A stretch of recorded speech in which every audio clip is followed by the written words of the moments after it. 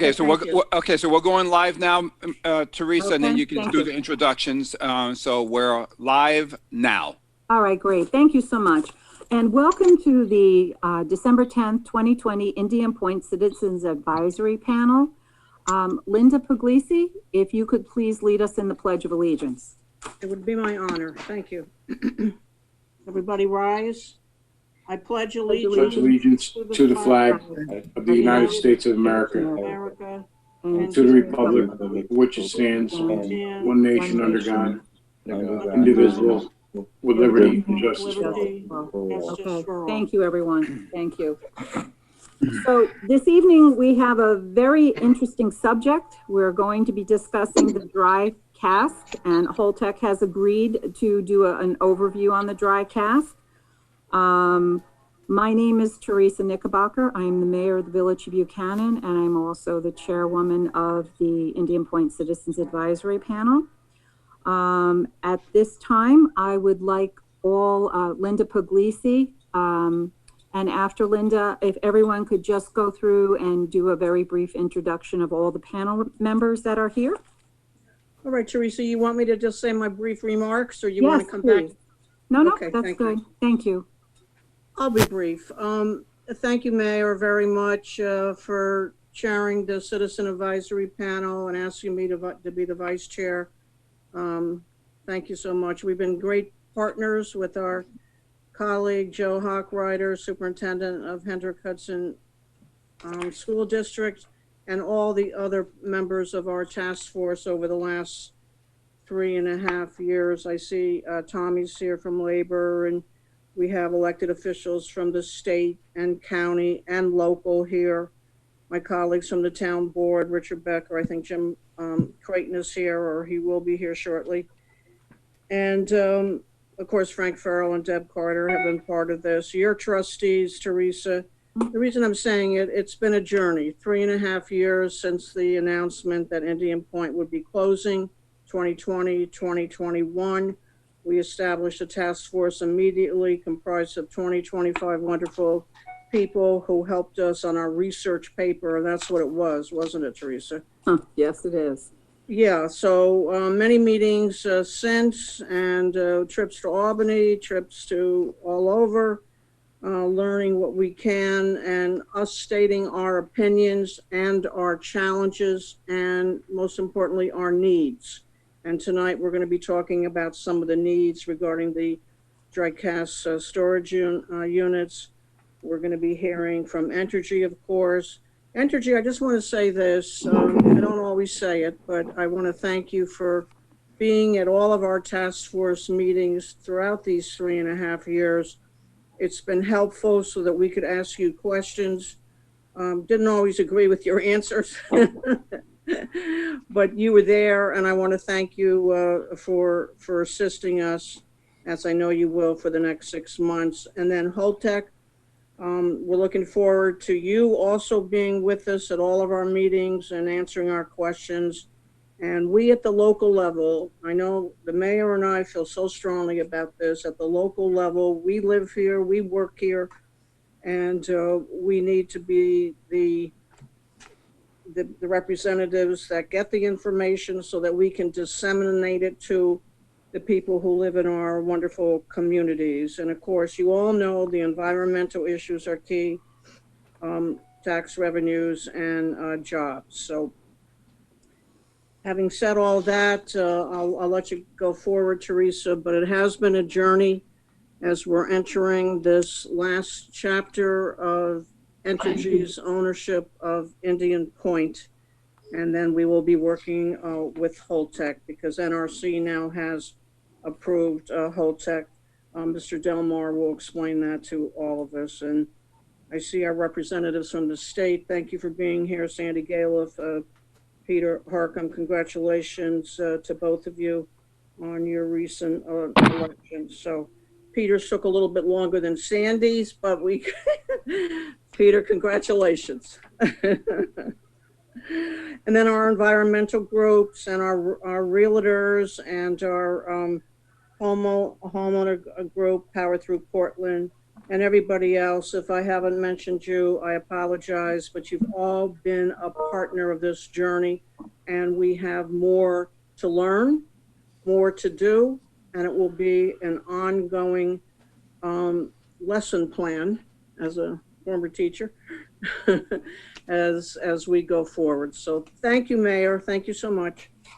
Thank you, Linda, for being such a great leader with this and also a partner in this, what shall we say? I know it's a learning adventure, an adventure for sure. We've come quite a distance in the 3.5 years. We've learned much, and there's much more to learn. So we will continue to have these citizens advisory panel meetings so that we can keep the public informed, the residents informed, the people who really have a vested interest in this decommissioning process. So if we could just, the panel members, if this is the hard part, you know, getting everybody to introduce themselves. Rich Funchen, would you like to start? Yes, name's Richard Funchen. I'm the deputy mayor in Buchanan. And again, I want to congratulate Pete Harcum and Sandy Galiff. And both the mayor and Linda have done a great job. And I appreciate all the work that they have done, and especially this committee. Thank you. Thanks, Rich. Thank you, Richard. Let's see, maybe I should call people out because otherwise everybody will be jumping in at the same time. Let's see, Peter Loughlin. Oh, I called him when he was away from his desk. Oh, I'm sorry, this is Pete Lauren. I'm the 4-county coordinator for Indian Point. Okay, thank you. Sandy Galiff. Sandy Galiff, New York State Assemblywoman. And we're still trying to get the governor to ask for the bills and to support them. So with all of our efforts, hopefully that will happen. Any update on that, Sandy? Any? No, we've just recirculated to the governor the petitions that came in from all of you. Okay. A number of months ago, and the comments that you had and the support. I think, I don't know whether Catherine Borsch is on the call. I am. Okay, well, you can say what the county's doing. Anyway, we only have a couple more weeks before the end of December. So I would encourage anybody to write to the governor and urge him to sign all 3 bills. Okay. Sandy, this is Linda. We're going to write again. We're going to write again. Right. And Teresa, I forgot to, how could I ever forget George Latimer, County Executive, and our county legislators. They've been terrific and so supportive. Thank you. Yes. Just an aside, in New Jersey, there was a press release that went out. They think we already can tax the spent fuel rods. They don't know that the bill hasn't been signed. But in New Jersey, for Oyster Creek, they are anticipating trying to do the same thing that we are trying to do. So we would have set the stage if we can get the governor to say yes on the spent fuel, the pilot, and to help the employees. Thank you. Now, if the governor signs that, then he could actually say he's a trailblazer in this, and thanking you, Sandy, and Pete Harcum for introducing this. So, but we'll see where this goes. You know, we know anything can happen still. Catherine Borgia. Thank you, Sandy. So as Sandy said, we are releasing a letter. So far, we have, I think, 15 of the 17 legislators who have agreed to sign on. I expect by tomorrow we'll have everyone.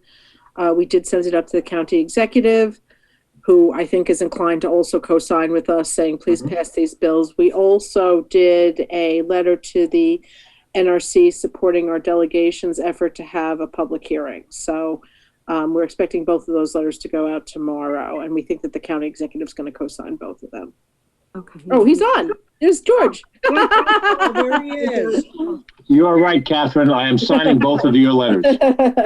Thank you, George. I said nice things about you. I just said nice things about you. You did, Lyndon. I appreciate it. Thanks, George. Thanks, Catherine. Richard Baroni. Yes, ma'am. I'm the decommissioning director at Indian Point, and I'm filling in for Tony Vitale tonight, who's our site vice president. All right, great. Thank you. And we like your Christmas tree. Very nice. Thank you. Joe Lynch. Good evening. I'm Joe Lynch, Director of Government Affairs for Entergy. All right. Thank you. Pat O'Brien.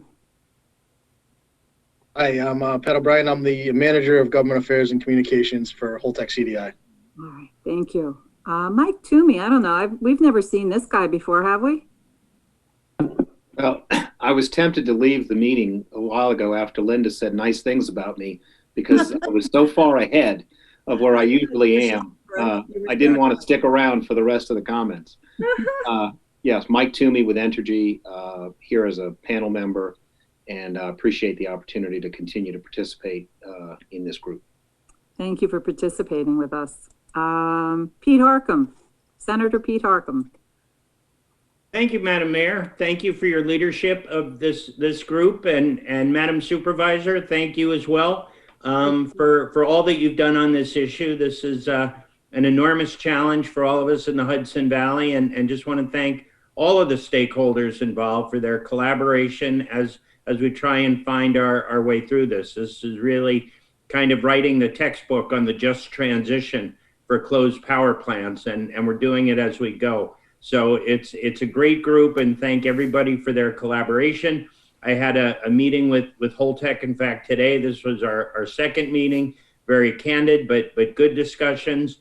Continue to have an open door policy for all the stakeholders to help facilitate the process as we go forward. Thank you. All right. Thank you, Senator. Nick Longo, I don't think we got you yet. I know you didn't. Thank you very much. Nick Longo, representing Rockland County and County Executive Ed Day. It's a pleasure to be on the panel. And of course, the mayor and the supervisor are doing an absolutely fantastic job. We appreciate all your work in this, and we're appreciative to have a seat at the table. Thank you. Thank you, Nick. Bill Smith, William Smith.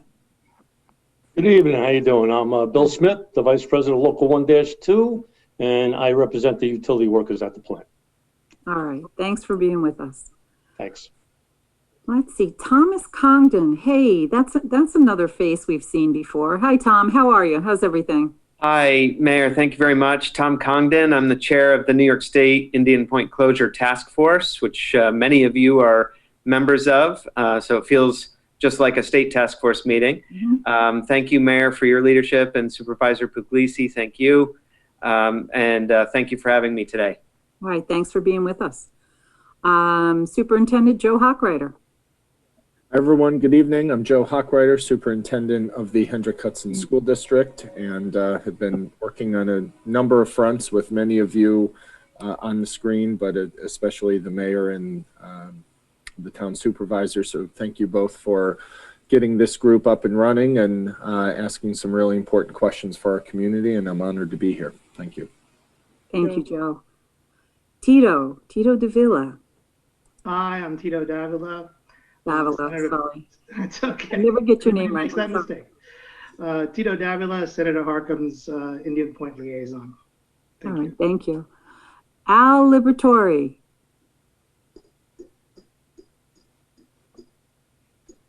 Oh, he's going to put his voice on mute. Unmute. I got it. I unmute. I apologize. That's okay. Al Liberatore, business agent, Teamsters Local 456, and the union rep for the security officers up at Indian Point. And first and foremost, I would like to wish everybody a healthy and happy holiday season coming up. Sure. Hopefully next year will be a little better.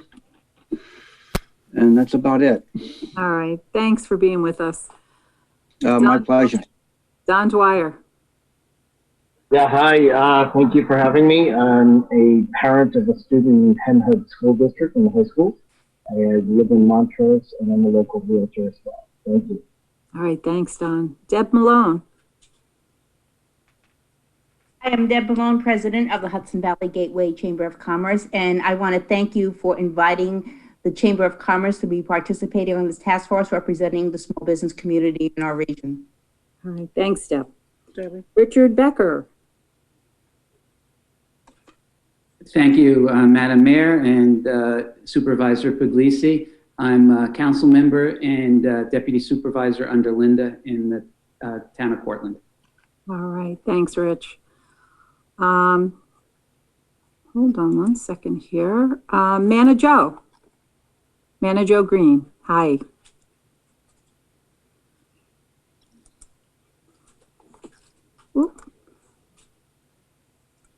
Uh-oh, Mana, you're on mute still. Whoops, Mana's talking and we can't hear her. Oh. Oops. That's a tricky mute button there. Okay, got it. Sorry about that. I thought I had taken it off mute. Manager Green, I'm the Environmental Director for Hudson River Sloop Clearwater, and I also serve on the Ulster County Legislature.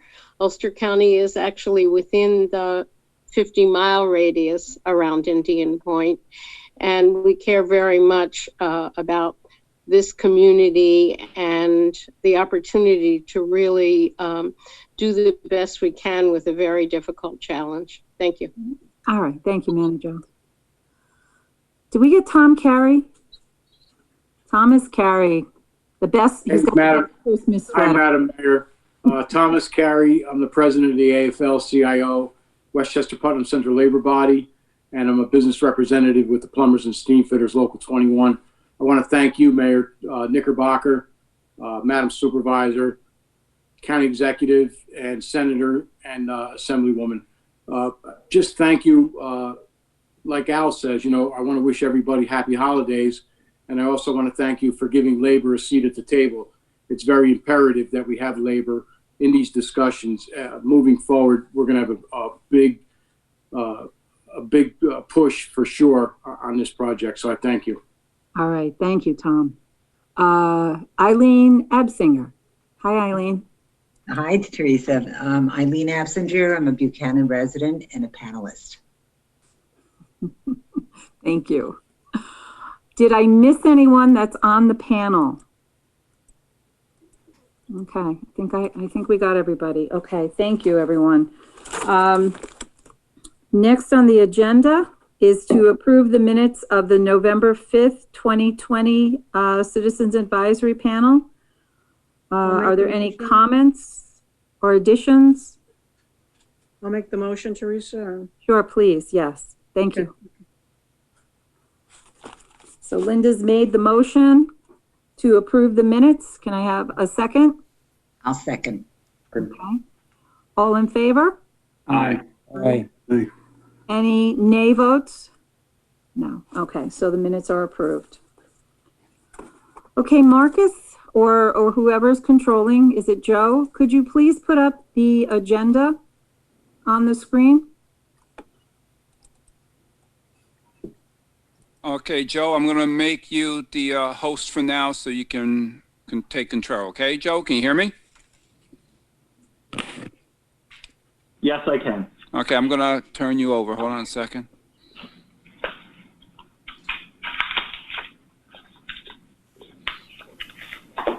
All right, you should have control.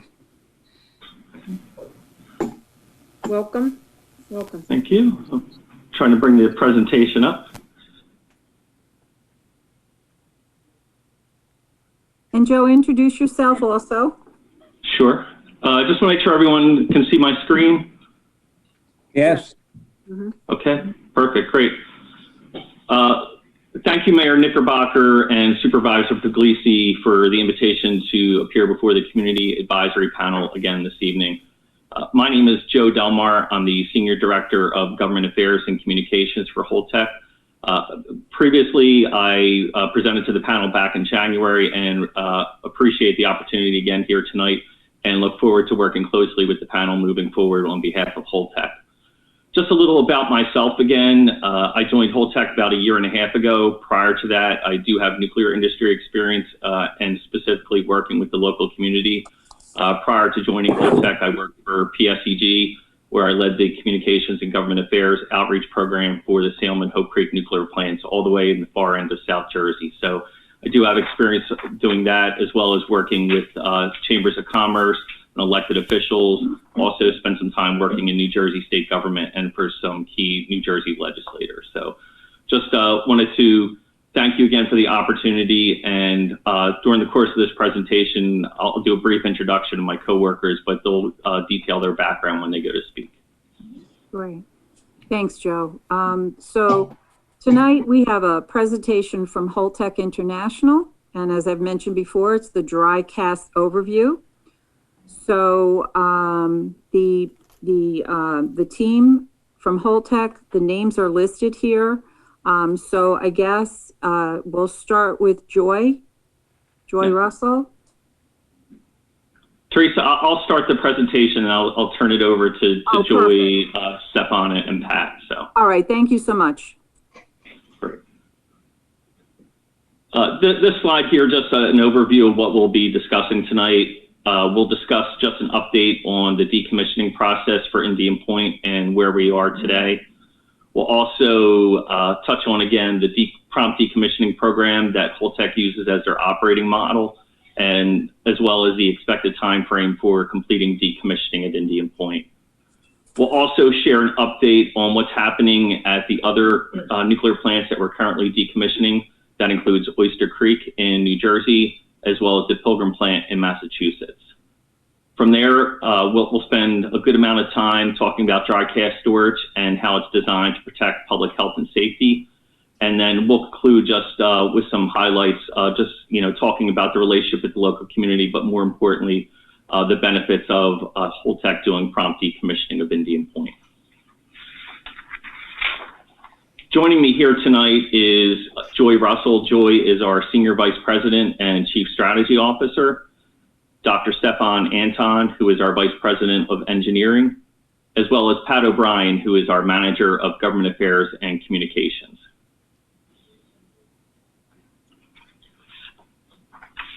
Just like to talk about the Indian Point milestones. I know a lot of people are familiar with this, and Joe Lynch touched on this at the previous meeting, but just want to go through this step and so it sets up what we're going to be talking about in the future.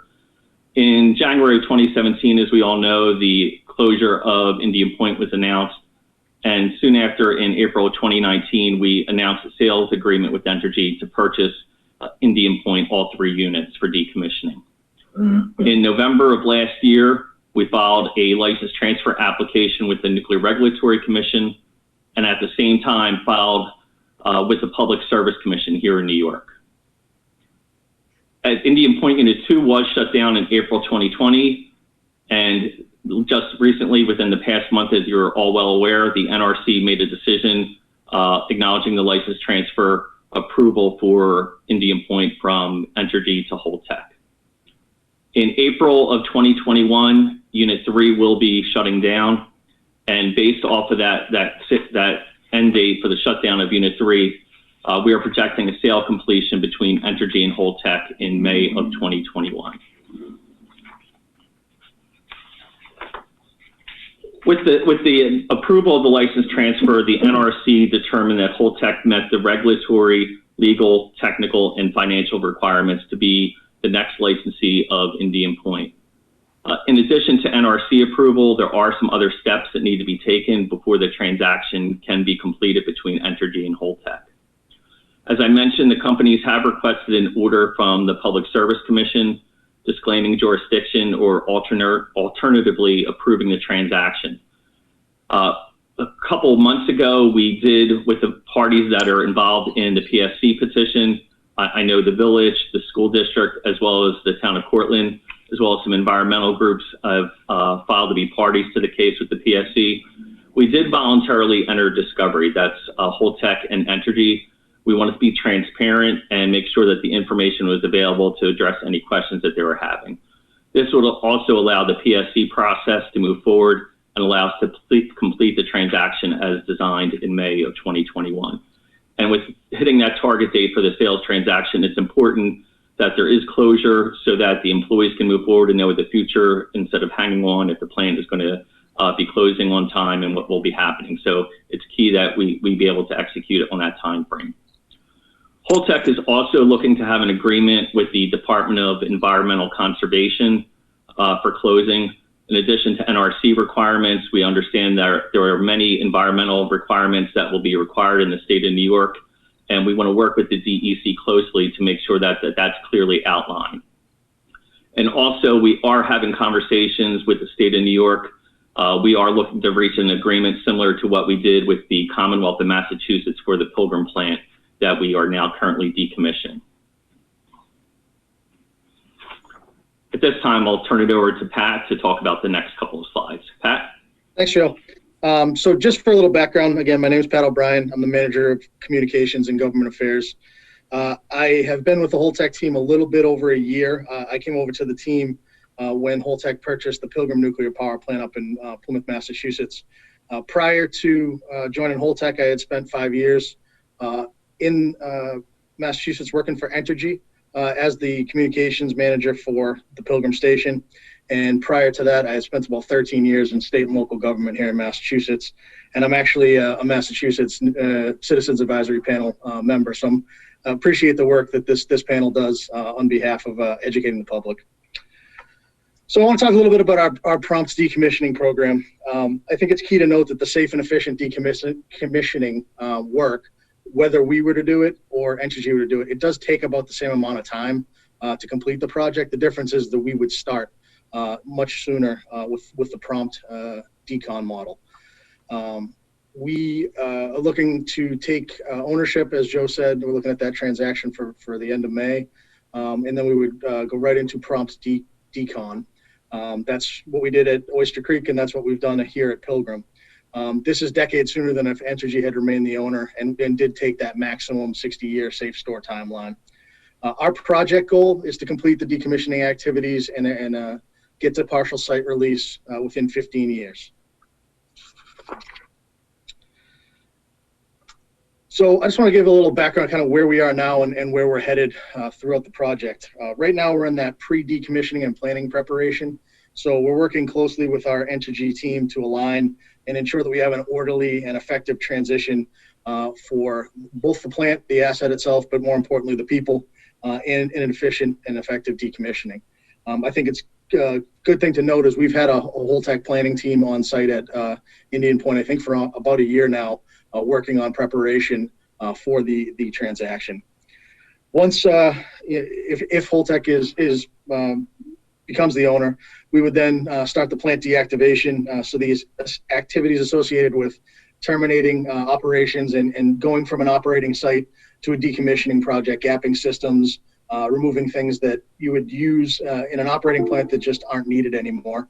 The initial phase really will also include the safe storage operations. We'll be looking to get the fuel into dry cask storage the first few years after ownership and get that out to the existing asphyxia pad. We would then, once the fuel is removed, begin really that dismantling, demolition, and removal of structures and materials. And ultimately, at the end of that 15-year time frame that we're looking at, we would have just ongoing asphyxia operations. So you would be left with the asphyxia pad, with the spent fuel in the dry cask, with security as oversight, and then it will remain there until either the Department of Energy fulfills their commitment to remove fuel from the site, or an offsite interim facility would be licensed and the potential to move the fuel there as well. And I will turn it back over to Joe for a planned activities. Sure. Thank you, Pat.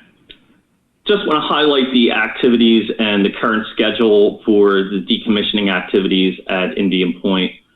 This chart is based off of the milestones that were outlined in the post-shutdown decommissioning activities report that was filed with the NRC. And that document is a living document, and it will be updated on an annual basis once we begin decommissioning. Before Holtec takes ownership of Indian Point, after the plant shuts down, the fuel will be moved into the spent fuel pools, and upon that completion, the transaction will look to be completed.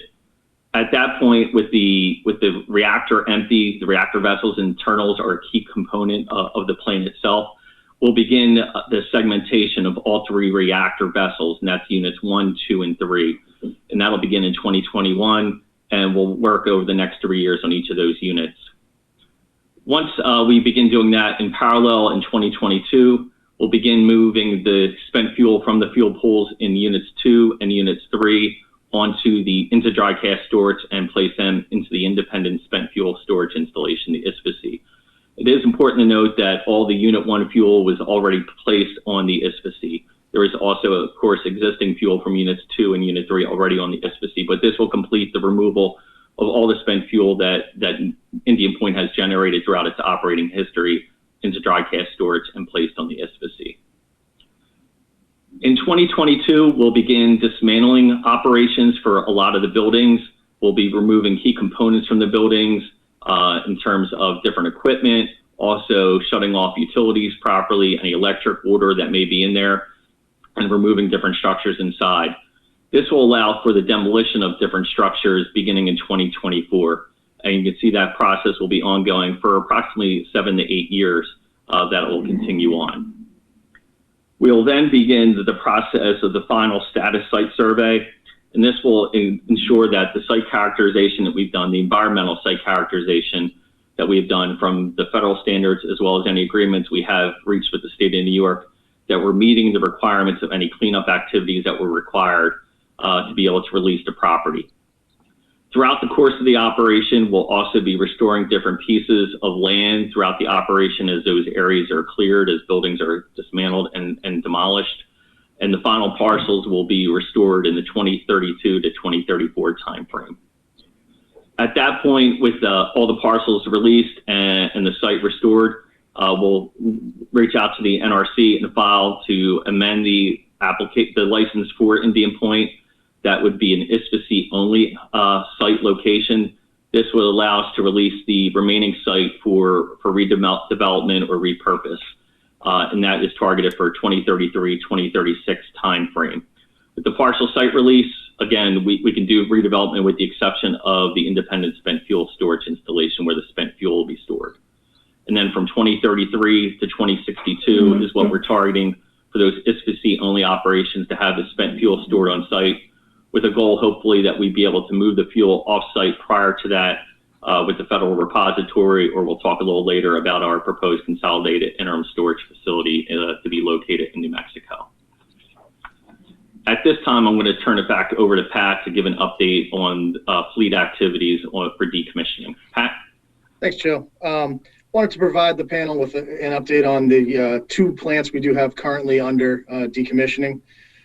The Oyster Creek plant down in Lacey Township, New Jersey, we took that over in July of 2019.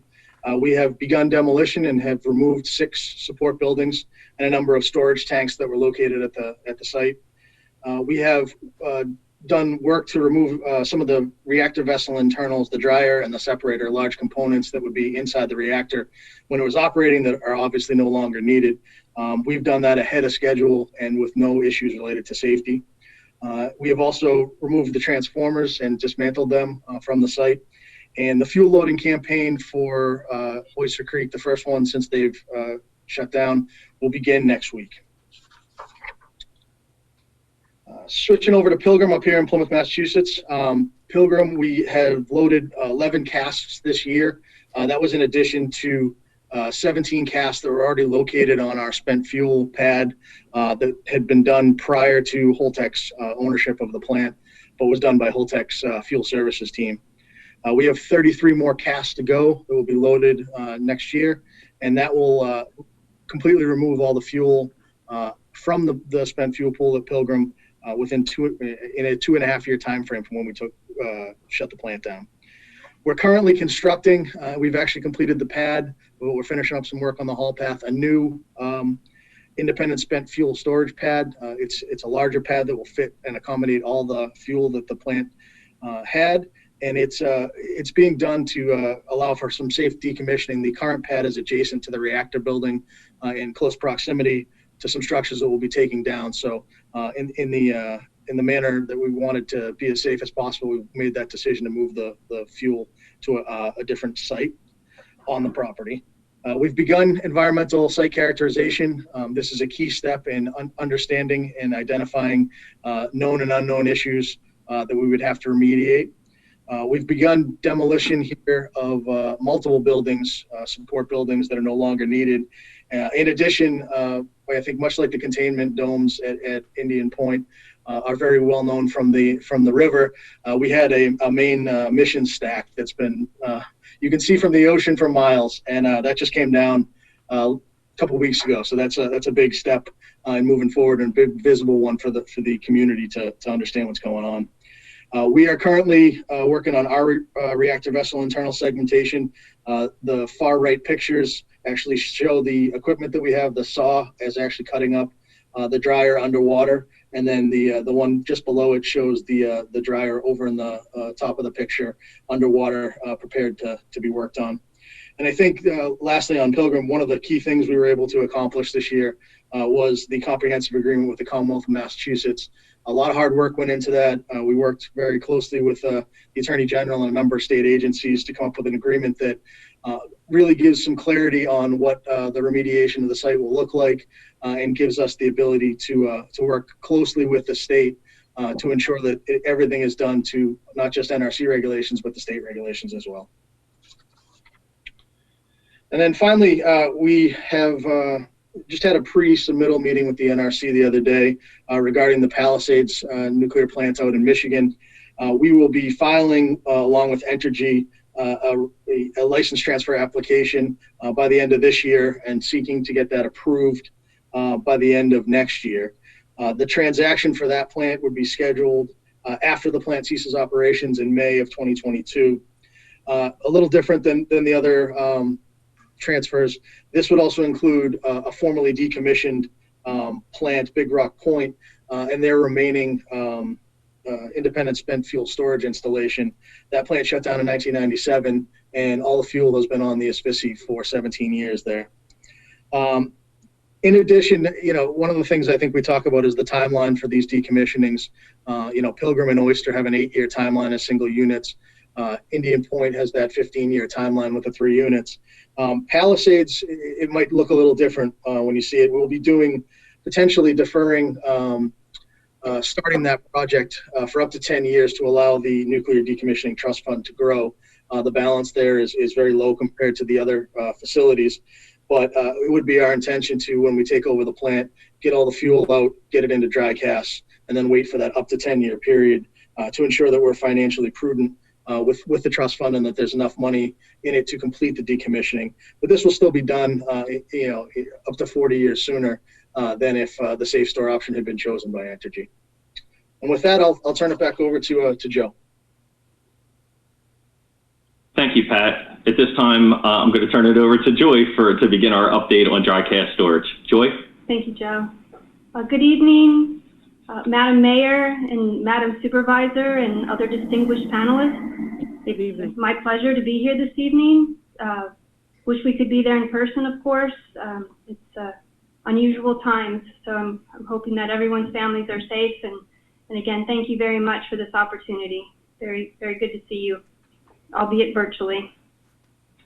So I wanted to give just a little bit about my background, and I'll start out that I have an undergraduate degree in mechanical engineering with a concentration in nuclear from the United States Military Academy at West Point. So I know I've spoken to the panel before, and to you, Madam Mayor and Madam Supervisor, and so I just reassure you that the Hudson Valley is near and dear to my heart. We call it our Rockland Highland home. So, and for anybody who's paying attention, the Army-Navy game is this weekend, so beat Navy. And it's at West Point, so a very unusual time indeed. I live in Philadelphia, I usually get to see the game down here in person, so I'll be sad to miss it this year. After I spent 8 years active duty in the military, and included graduate school at the University of Tennessee at Knoxville, where I received my master's degree in nuclear engineering. And as an Army officer, I worked on a decommissioning project for the Army on a research reactor in Boston. So I have decommissioning experience as well as being a health physicist for the Army. I've been at Holtec for over 23 years. I started out in the nuclear analysis group, and did a lot of field services work for the company. When I started, there were less than 30 people here at the company, and now we're well over 1,500, and I'll show you momentarily what our footprint is around the globe. So that's just a bit about myself. Now, I know that in a previous meeting, Madam Mayor, that Joe Delmar did give an overview of Holtec, so I will not spend a tremendous amount of time, but for people that are new, I did want to hit some of the highlights about the company. So starting from the very beginning, Holtec is a privately held company. We've had one sole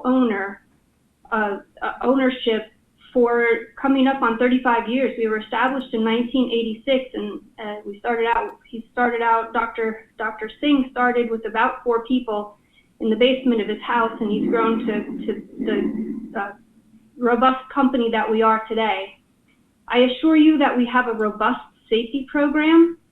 We also have a very strong and effective quality assurance program. This quality assurance program is vetted by the NRC on a regular basis. It's also audited by various utilities, also utility groups, by international clients and other organizations. So we have a strong quality assurance program, and it is audited on a very frequent basis. Probably unusual to hear is that a company that's been in business for nearly 35 years, that's been profitable every year. We're very proud to say that. We have currently a backlog of over $6 billion. This is in the form of contracts that are typically, we call them medium term and long term. Medium term being around 5 to 10 years, and long term being 20 years or more. And these are typically with the nuclear utilities and to supply dry storage systems. And the dry storage systems that Dr. Anton will speak about later this evening are needed by the nuclear plants so that they can continue to operate. So it is a solid commitment in our backlog from the utilities to order these systems from us each year. So we have a very well managed system to look at our resource loading in our manufacturing facilities. Holtec has no long-term debt, and we've been managing to expand our diversifying our portfolio and doing research and development using all internal funds. Our research and development is funded completely by Holtec. We don't seek any outside monies for that.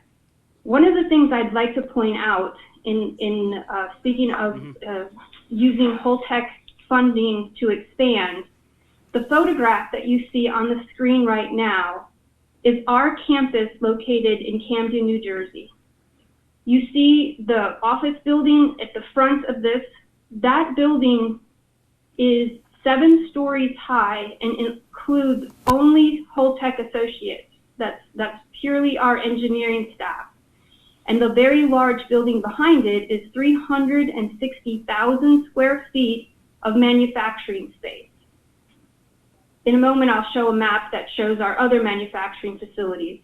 What's important that I want to point out about this facility is that this land that we sit on right now used to be a Navy shipyard. This facility was used in its heyday in World War II to produce approximately 450 Navy vessels. The facility, when we took it over, was a contaminated, not nuclear, but was a contaminated facility that had been sitting dormant for many years. And the first thing that we needed to do was remediate it.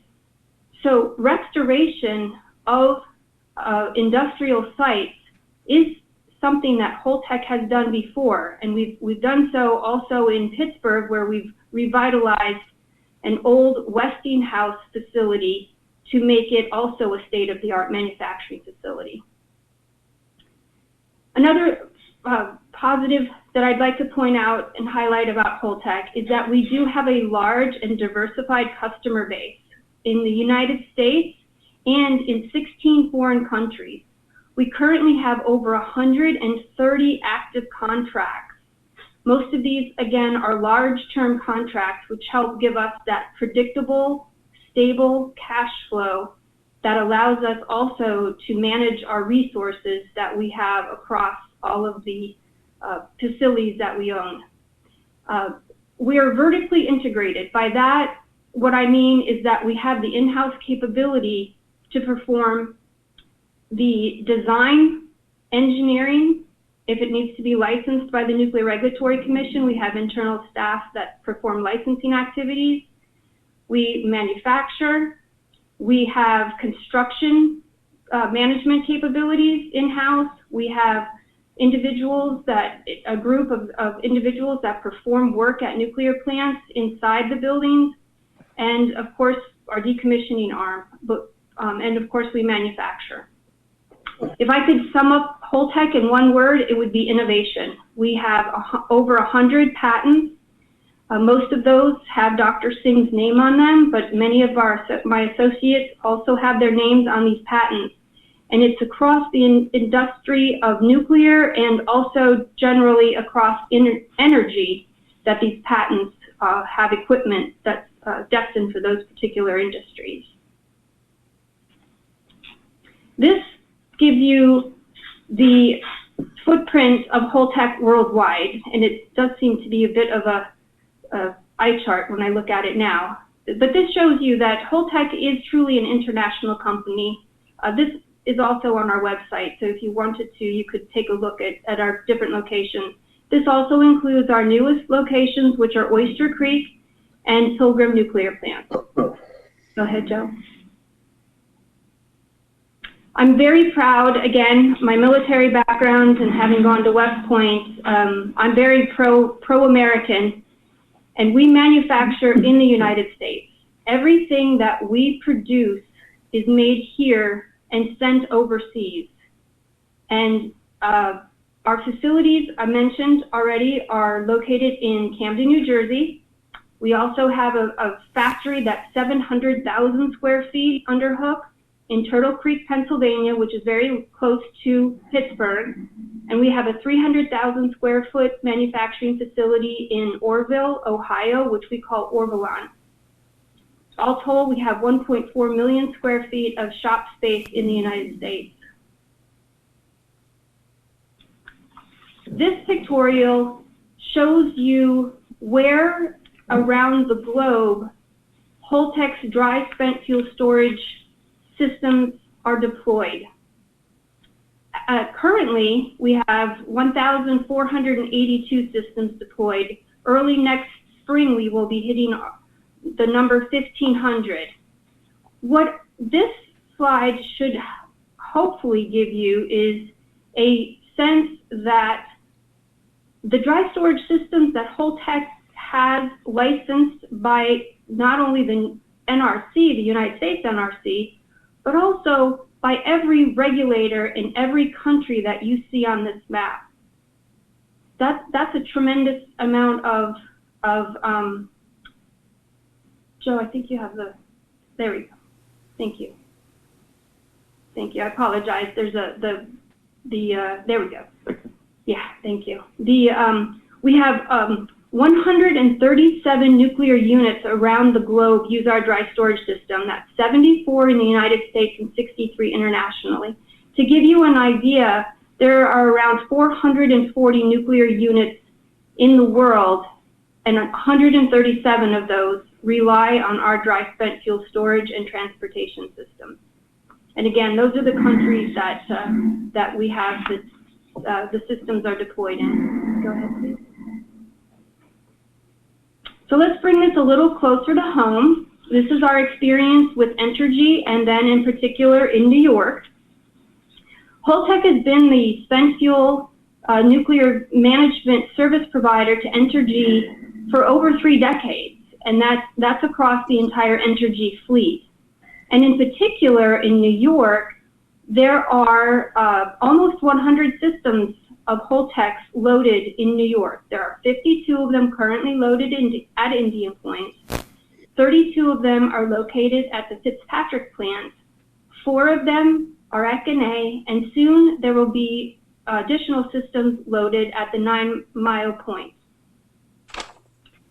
I also want to point out that in the unlikely event that this transaction does not go through, that Holtec and the High Storm 100 system will continue to provide safe storage of the spent nuclear fuel at Indian Point. With that, I would like to turn it over to my associate, Dr. Stefan Anton. Yo, good evening, everybody. This is Stefan Anton. I hope you can hear me, and I think you can also see me. And I've taken the mask off that you probably get a better idea how I look like, and I think it looks better when I say something. So I'm the Vice President of Engineering for Holtec International. I'm also the technical lead of the nuclear analysis group here at Holtec. I started with Holtec 22 years ago, so Joy was already here for a year. But before I joined Holtec, I worked in Germany, essentially in the same area, in the same business line. So as a young engineer, I was part of the development team that developed the German dry storage and transportation systems for spent nuclear fuel. So essentially my entire professional life, I have been working on spent fuel storage and transportation systems. I want to take you a little bit through some of the details and the aspects of the storage system with a specific focus on the protection of public health and safety. But before I go into the technology of our system, on this slide I wanted to explain a little bit what we are actually trying to store or to transport, namely the nuclear fuel. So it starts down there at the left, at the bottom, with the fuel pellet. This is really kind of the building block of the nuclear fuel. And these are little pellets. They're quite small. They're just about half an inch in diameter. They're half an inch high, and they're made out of a ceramic. It's a solid, hard, solid material. But of course, as I said, they're pretty small. So you need quite a number of them in the nuclear plant to create the energy, to create electricity. So there's kind of a system to do that. The first is the fuel rod. It's in the next little bubble there. That is a metal tube out of a special metal. The pellets are stacked in there, and then the tube is sealed at the top and the bottom. And then the next, the tube is almost 12 feet long. So there's already quite a number in there. And then it goes to the next unit, that is the fuel assembly there in the middle, where quite a number of these tubes of these fuel rods are bundled together. So it's called a fuel assembly. In some cases also people call it a fuel bundle. And these are the units that are placed into the core of the nuclear power plant, and there they create the power that creates the steam, that creates the electricity, that operates the turbine and creates the electricity. Once the individual fuel assemblies, the energy in the individual fuel assemblies is exhausted, they're taken out there and they're put into what is called the spent fuel pool, the fuel pool that sits right next to it. You can see one of the fuel assemblies in there. It's a big water pool, water basin in the plant, and the reason for that, there are two reasons for that. It cools the fuel because even though it's been out of the core, it's still, the fuel assemblies still produce some level of energy, and also the fuel emits radiation, and the substantial amount of water that we have there, they basically shield the radiation off that comes out of the fuel assemblies. It stays in this fuel pool for quite some time until it's cooled down enough, and then it goes actually into the dry storage system that's in the last bubble there. And since that is probably a little bit too slow to see really the details, so I asked Joe that he goes to the next slide. So this is again a view of this. We've taken it on the figure. We've taken it apart in a way that you never could see it in reality, of course, but that is just to show and to give you the indication what's in there. So right in the middle, again, you see a fuel assembly there, and that sits in what is called the basket, this gray structure there. Typically, there are between 25 and in some cases up to 90 of such fuel assemblies sit in this basket. The basket is part of the safety system, and I will talk, I might actually say this is just the overview, and most of these things I will discuss them in further details in my following up slides, but this is just so that you see how everything fits together. The fuel assemblies are sitting in the basket. The basket provides separation of the fuel assembly and keeps them, makes sure that their temperatures are controlled and some other parameters that are important. So that's basically the direct housing of the fuel assemblies. The basket then sits inside the canister. There are two parts of the canister are shown there. Below the basket, it actually says canister. That is the outer shell of the canister, which is made out of stainless steel. And above the fuel assembly, you see that floating in air, the canister lid, which is a bit thicker for certain reasons. And in the end, these things will be welded together, which you will see on some of the following slides. And then finally, you have the overpack. That's the part down there at the bottom, and the lid right at the top of it that seals or doesn't seal, that finishes the system off. And overall, this is quite a massive piece of equipment. I might already mention that here. In its fully loaded capacity, the entire weight of such a single system is about 180 tons. And I'll talk about the details and the importance of this a little bit more in the next slides. So let's go to the next one. Well, let me say in the one before, I went from the inside to the outside. And now actually let me go from the outside to the inside. Let me start with the overpack there and its importance for the protection of the public health and safety. Our system is definitely the most robust system in the industry. The reason for that is that it consists of both an inner and an outer steel structure and steel shell, and the area in between these two shells is then in the end filled with the concrete. Again, above there, at the top, there's a picture out of the factory where we manufacture these that shows that before the concrete was placed in. And down at the bottom, you see that after the system has been moved to the site, has been transported to the site, it will actually be filled with concrete. They cover the system there with some foil and things like this so that the concrete doesn't go in the wrong place. But it is essentially the top of the system that you see there again. Still, just these pictures don't really do justice to the size of these. If you ever have a chance to see them directly, you will definitely be impressed of the ruggedness and the size of it. Again, the steel, concrete, and steel system of the overpack. The two main functions of that is to provide physical protection and radiation shielding, and I will talk about that the details a little bit more in the following slides. So let's start with the physical protection. As I already mentioned, on the outside, what you see there, the gray area is just painted, of course, is a steel shell, and that ensures that there will be actually no degradation of the system, of the surface of the system, from any environmental conditions, because the systems are, of course, outside.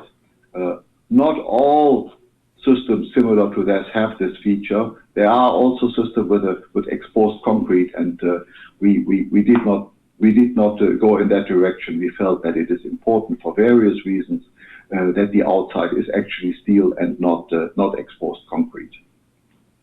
The next feature is a little bit about the concrete that is in there, and I don't know whether you're familiar with that. You may be familiar with that. A lot of strong concrete made for specific strengths contains rebar inside. So that is actually steel, the steel bars in there, embedded into the concrete. And if I say no rebar, you may say, well, it is supposed to be a strong system. Why don't you have any rebar in there? And there are various very important reasons for that. Namely, one of the reasons is we already have the steel shells on the outside. For strength, it's not necessary, so it's not needed that we have rebar in there. But secondly, there's also another reason, because the rebar can actually lead to cracking and cracks in the concrete, to local cracks, and that is something that we want to avoid, because one of the other features is the radiation protection, and therefore we don't want to have rebar in there.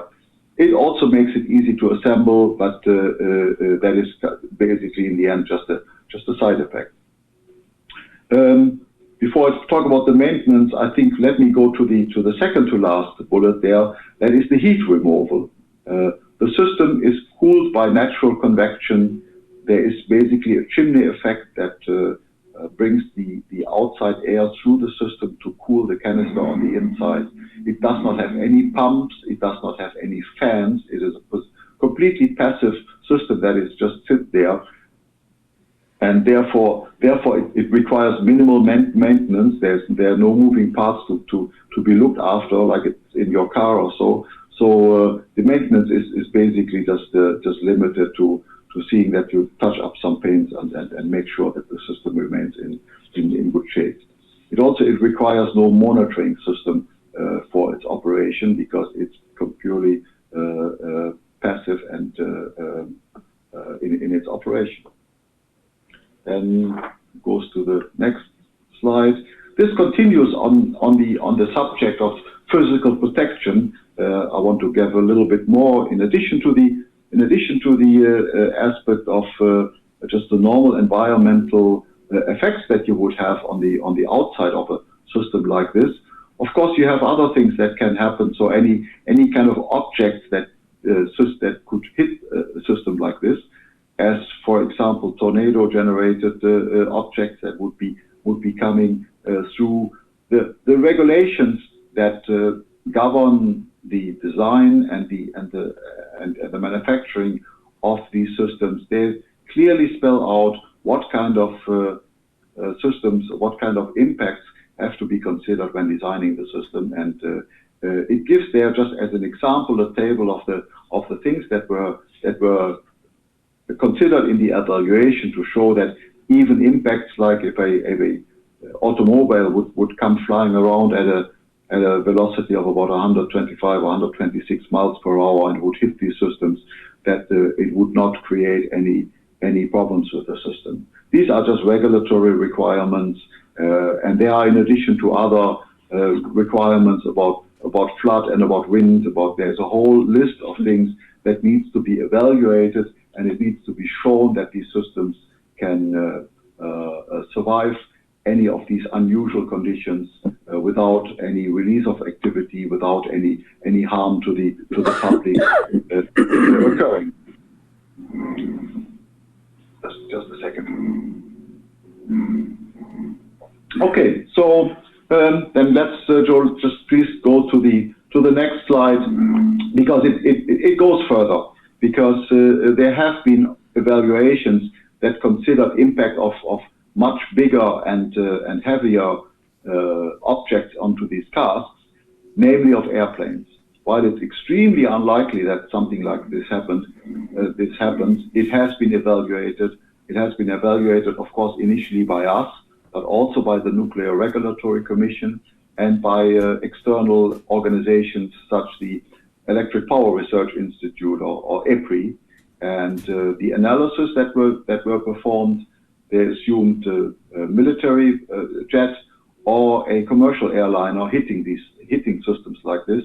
And in all cases, it was demonstrated that such an impact would not result in the release of any radioactivity from the system, of any radioactive material from the system.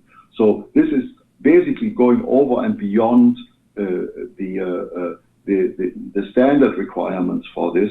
It essentially showed to what extent these systems of this massive nature are over-designed for what they're supposed to do, and given a large confidence in the safety of these systems once they are loaded. And let's go to the next slide. The other, I had mentioned before that there are two purposes of the overpack. We're still talking about the overpack. One being the physical protection, and the other one is the protection against the radiation that's coming from the inside. You may remember on one of the slides it showed the thickness. It's 27 inches, and in some cases even larger. Thick wall thicknesses in concrete and steel of the system. And again, it shows here the weight of about 180 tons. And as a result of that, the radiation that is still emitted from the fuel assembly is reduced to an insignificant level. So to the extent that you can all, without any problems, actually stand in front of these systems to have your photo taken. I remember some comments or some concerns somewhere that people say you cannot go up to these systems because of the radiation. That is not correct. You can go up to the system. There's no immediate danger for anybody to get close to these. Okay. So now the next part is that I've already showed on there. But now we go the next step inwards, and we're looking at the canister. More specifically, it is called the multi-purpose canister, and I'll explain in a minute why that description was chosen for this. It is a fully welded, it's welded closed, a stainless steel cylindrical vessel, and that permanently encloses the spent fuel assemblies for storage and for transportation. The advantage of this system, just in principle, is that you move the fuel assemblies only once, you load it into the system, and then after that, whatever you do, all you have to move is the canister, or operate the canister. That is for storage, as we have it in here. It will be in the storage overpack. That then also covers transportation. If the system, if the fuel has to be moved off-site to a different site, the transportation is performed with a different cask, with a different overpack, but it uses the same canister. So you just take the canister out of this system and place it in the transportation system, and then it can be shipped off-site. You do not have to move, you do not have to touch the individual fuel assemblies again. And to go one step further, the idea is also, and that is still a possibility, that once these fuel assemblies have to go into some final repository, they may actually still stay in this canister. That is the overall idea, that once you put it in there, you seal it in, you weld the system shut, you seal it, and then you don't have to touch it again, and it stays in there. So, and it's already, from a licensing perspective, that is also, of course, also covered. We have storage systems. Yeah. Okay. No. Sorry, I just heard something on there. There was. Yeah. Okay. Yeah. As I said, from a licensing perspective, of course, all these systems have to be certified by the Nuclear Regulatory Commission. So the overpack that you see here is the storage overpack, and that is certified for storage. We also have the transportation systems, and they are also certified by the NRC. So whenever it, I see there a question down there at the bottom. No, I'm writing them down. Are you writing them down? Oh, okay. Yeah. Yep. Good. So whenever I think whenever it needs to be transported, it can be transported, and the system are there. We've already made quite a number of the transportation system. I might add here, there is not a lot of transportation done here in the US right now, but maybe that changes. But overseas, there are more transportation casks used and needed, and so Holtec has quite a history also of making these transportation casks for the worldwide industry. The last bullet there says that, of course, it's designed and manufactured to the highest level. The nuclear industry has really specific levels that go beyond and past anything else there. And of course, for something like this, that in case of spent nuclear fuel, the highest possible requirements are applied. And I have a couple of comments on there, probably on the next slide on this. Let me just see that I don't miss my notes. Okay. Next one. Okay. Yeah, I'm sorry, I'm seeing these notes there. They're down at the bottom. I will talk about all of these. Some of them, they may already been touched, but that's all right, Doctor. After you finish your presentation, we'll get to all the comments. Get to all of these. Okay. Okay. Very good. Thank you. So let me get to the all-welded MPC boundary. I mean, the multi-purpose canister. That is one of the most important features of the canister system. That it is providing this welded enclosure of the fuel, which is basically prevents any radioactive release to the environment.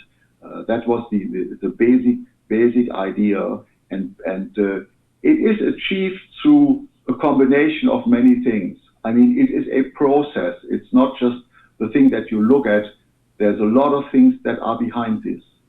It starts with the design of the system, that everything is designed to the appropriate specifications to make sure that it can, in the end, be essentially a tight system that would not release anything. You select the materials appropriately. The steel sheets that form the outer shell, as I said before, they're made out of 1/2 inch stainless steel. They are ultrasound. They are inspected. Every square inch is inspected by an ultrasound system to make sure that there is no flaw in these plates. The welds that are prepared of that inside while this is manufactured, they're all X-rayed to make sure that they are all flawless. And in the end, after the fuel is placed in there and the system is closed, it's also seal welded at the top with a specific process to make sure, also including certain tests that are done, so that every step from the initial design, from the initial idea to the selection of the material, to the manufacturing, to the loading, and to the closure of the system is designed to ensure that the goal of having an impregnable barrier where the fuel is enclosed in the end is generated. No loaded canister of Holtec or of any of the other systems that are out has ever leaked in long storage. There's no indication, to be clear, there's absolutely no indication that any of the systems have ever leaked. I want to take here time, probably just a little bit, because very often we hear discussions about bolted casks that are called thick-walled casks, and which are also used in some areas. So that discuss a little bit the difference to our system. So number one, we often hear that is a thick-walled cask. Now, if you look at the overpack, we have a thick-walled cask. There is a massive wall, massive structure around the canister that provides the shielding and the physical protection. As a matter of fact, the dose rates on the outside of our canister-based and overpack system is significantly lower than what you would have on the so-called thick-walled bolted systems. So in that respect, our system gives the better solution in terms of the physical protection and of the shielding of the system. The second is the thermal performance. It's important. It's 27 inches as I showed before. 27 inches of concrete and steel that surrounds the system. The second is the thermal performance. I mentioned before that the temperature of the fuel assemblies is an important parameter. You want to make sure that you keep the fuel assembly as cold as you need it. And in that respect, our system is also better than the thick wall bolted systems, because we have the internal air circulation that cools down the system much better than it is done in these other systems. But finally, and that's kind of what I mentioned here, the main feature is that the bolted systems, they use a bolted lid with a mechanical seal, or with a number of mechanical seals in there. And it is inevitable that at some point in time in the future that these seals will start to leak. That is the reason why these bolted systems, they need a monitoring system. You have a constant need to monitor the seals, because you do not know when such a seal will leak. Replacing the seal is possible, but it's a complicated process. So I wanted to point that out. Very often people say, well, the bolted systems, they have a monitoring system. Well, they need the monitoring system, because the monitoring system is not an asset, it's a liability, because it's necessary for a system that has seals in their lids.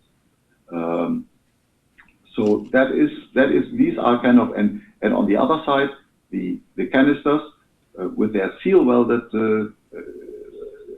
leak tight system are definitely beneficial in that comparison. So from our perspective, these bolted systems, they're kind of suboptimal. They can be designed safely and they can be operated, but it is clearly from our perspective that the canister-based systems are the better solution. As a matter of fact, if you look to the history, initially the bolted systems, they were designed simply as transportation systems. You want to take spent fuel assemblies from one location to the other. You have a bolted system, you can put the fuel in, you close it, you transport it to the other side, and then of course you can open it up to take the fuel out again. The initial idea for the bolted system was not the storage application.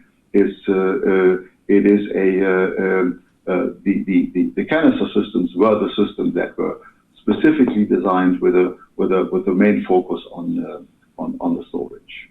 So I think I've both talked enough about this subject there. There has been, of course, you want to, as I said before, there are no indication that any release happened, any release of any nuclear material happened from this. Of course, you need to check things every now and then, because you want to make sure that your assumptions that you have made in that, and that your conclusions that you have made, that they are correct. So in the past, there have been already inspections performed on some of our canisters that have been in storage for a longer period of time. And in any case, it has been confirmed that what we found at the canisters was exactly what we expected, that everything is safe as it was at the beginning, and so that gave confidence to the industry, not just to us. I mean, this was an industry effort where several canisters, not just for our system, also from other systems, they were inspected to make sure that everything is okay. But of course, going forward, there will be additional inspections. The NRC requires that a so-called aging management system is established for these storage systems, which requires inspection of all safety significant items, whether it's the concrete, whether it's the canister. I mean, it's basically an overall inspection that has to be made at some time and has to be reviewed if anything needs to be done. And so part of that is definitely the inspection of the canisters, and which will then be every couple of years. A selected number of canisters will be reviewed to make sure that everything is still the way it is expected. And to be quite honest, if the industry ever finds something that does not meet the expectations, then the appropriate steps would be taken. I mean, that is the idea. We don't think that we will find anything, but it is important that we double check that and keep looking and assure that the systems remain safe. And so this is basically, I think, one of the main issues here I wanted to discuss, and I think there were already some questions in that respect. I can go into further detail on that later on. Manufacturing processes, I think that was just, we wanted to show this nice picture here of the canisters being handled or manufactured, and there is a lot, as I mentioned before, there are a lot of details going into that. The way you weld the systems, the way you handle the systems, all of these are part of what I described as the process to make sure we have the system at the quality that it's required. Next slide. Okay, so then going one further step inwards from the canister is the fuel basket, as I had explained it on my original slide here. Here we have a fuel basket. This one has a lot of cells. It is for a slightly different type of fuel assembly. This is probably the 68 cells for the fuel assembly. The one that you've seen before, and I think the one that will be used at Indian Point, is for the larger fuel assemblies. There will be 32 slots or positions in there, but the principal design is all the same. Now, it mentions here the name of the material, metallic HT, which might not specifically mean much, but what I wanted to discuss here, that over the last 20 or almost 30 years that the canisters and baskets have been used, there have been a lot of developments to improve the functionality and the performance of these baskets.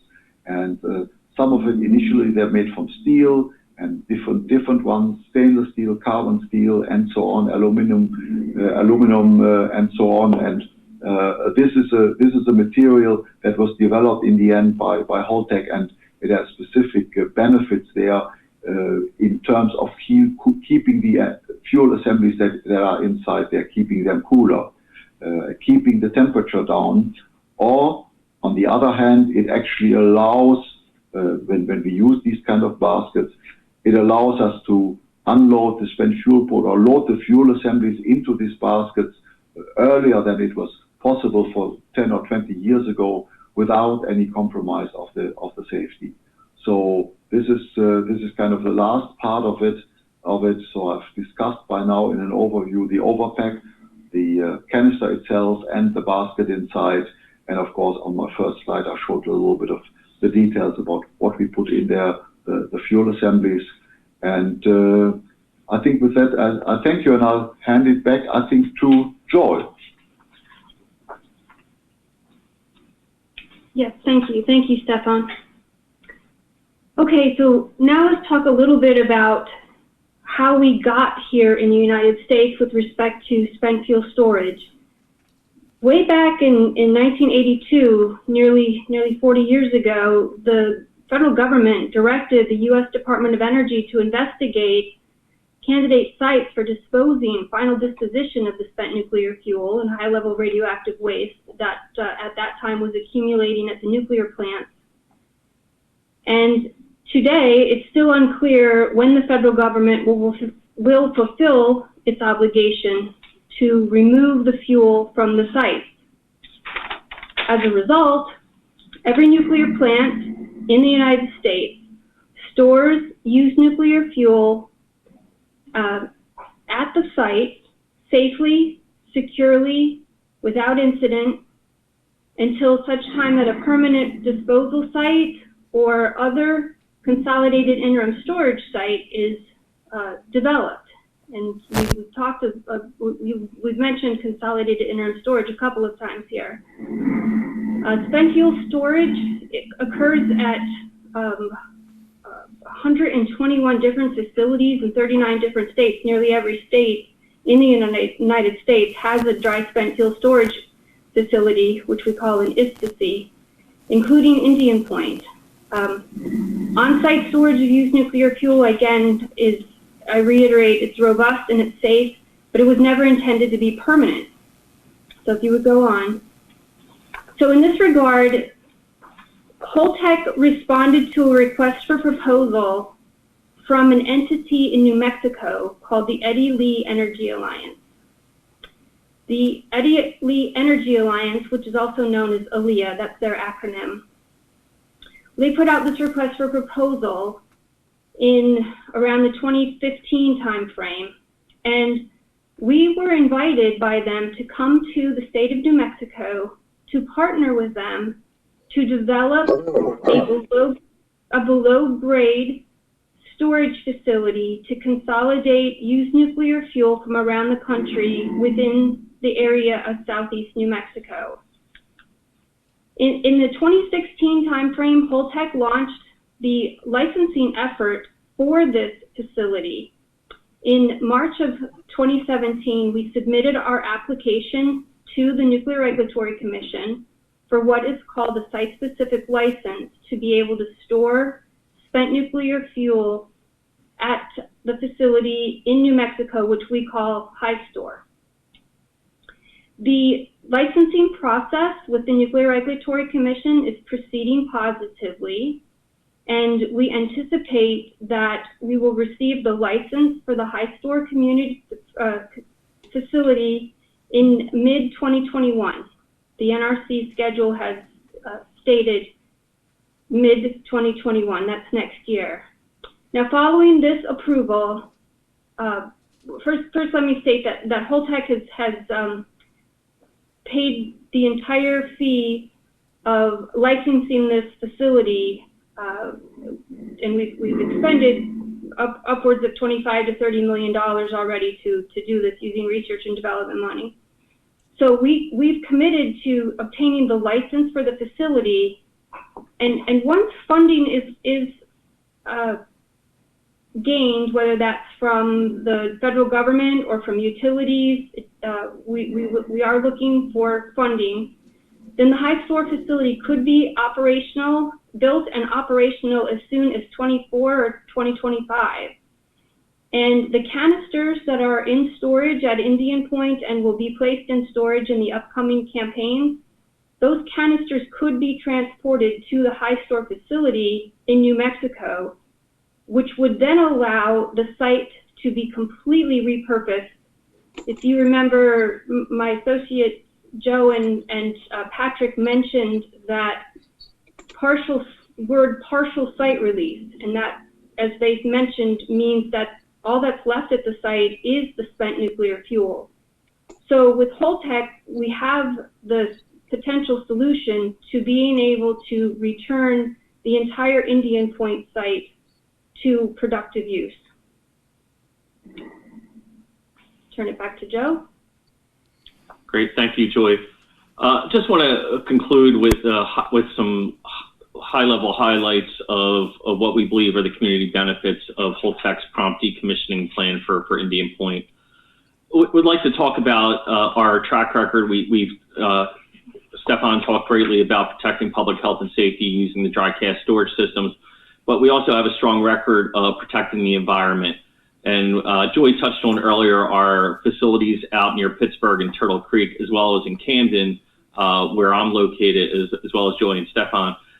We have a track record of cleaning up those sites. And these photos here just show you the top two pictures are pictures from the Camden site before we took ownership and did environmental remediation and cleanup of the site so it could be repurposed. So you can just see it's also located along the river. And Joy showed you the one picture, that third picture there is just an angle, the administrative engineering office building on the left with the manufacturing facility on the right with the solar array on top. As part of the environmental site characterization, we're going to be looking at a number of areas. We'll get a historical assessment that Entergy has worked on. We'll take that assessment and then do an active assessment throughout decommissioning to make sure that the historical assessment and anything that we discover on site is properly identified and, more importantly, cleaned up so the site that can be repurposed. And again, just a number of the areas there on the slide that you can see that we'll be looking at as part of our environmental review. Pat? Thanks, Joe. Just want to touch on the local employment. Right now, Entergy is working to put together what we call a phase one organization. So we will be taking 300 Entergy employees that have vast years of knowledge and experience at Indian Point over to the Holtec CDI team if and when we take ownership. We'll be honoring those existing collective bargaining agreements with the Teamsters and the utility workers. The decommissioning work will be done with skilled labor through local union halls, and the decommissioning general contractor, which is Comprehensive Decommissioning International, we have national labor agreements with the Laborers Union in North America, International Union of Operating Engineers, the International Brotherhood of Electrical Workers. They've allowed us to work with them to do a training option for decommissioning team members to become apprentices and join those unions. We've actually had 3 security force members down at our Oyster Creek facility take this opportunity and work with the unions to become apprentices. And then key to the decommissioning work is obviously radiation protection. We have a specialty services contract with the union, United Brotherhood of Carpenters, to represent those union radiation protection workers that will be supporting the decommissioning work. Next slide, Joe. Thanks. And then just want to touch on the economic benefits. Holtec will honor the existing pilot agreements that Entergy has in place. We're also committed to participating in future pilot agreements with the taxing jurisdictions if and when Holtec becomes owner. And that's something we've done at the Pilgrim site as well. We're currently negotiating a pilot agreement with the host community here. Key really is that prompt decommissioning allows the plant site to be repurposed decades sooner, and that helps replace that tax revenue that could potentially be reduced or lost. We're committed to working with local community leadership to discuss their ideas for reuse of the site. And we're really, Joe will go over this a little bit. We've really worked hard to participate and support community organizations at a number of our sites, but we like to be involved and like to speak to groups and help them understand what the project is and the benefits. And with that, I'll turn it back over to Joe. Thank you, Pat. Just want to touch on a comment that Pat made. We are committed. We have no preconceived notions on what to do with the site. In fact, myself, along with members of our leadership team for decommissioning, met with Mayor Knickerbocker and Marcus Serrano last week just to get Mayor Knickerbocker's feedback on what the village would like to see, and we appreciated that feedback.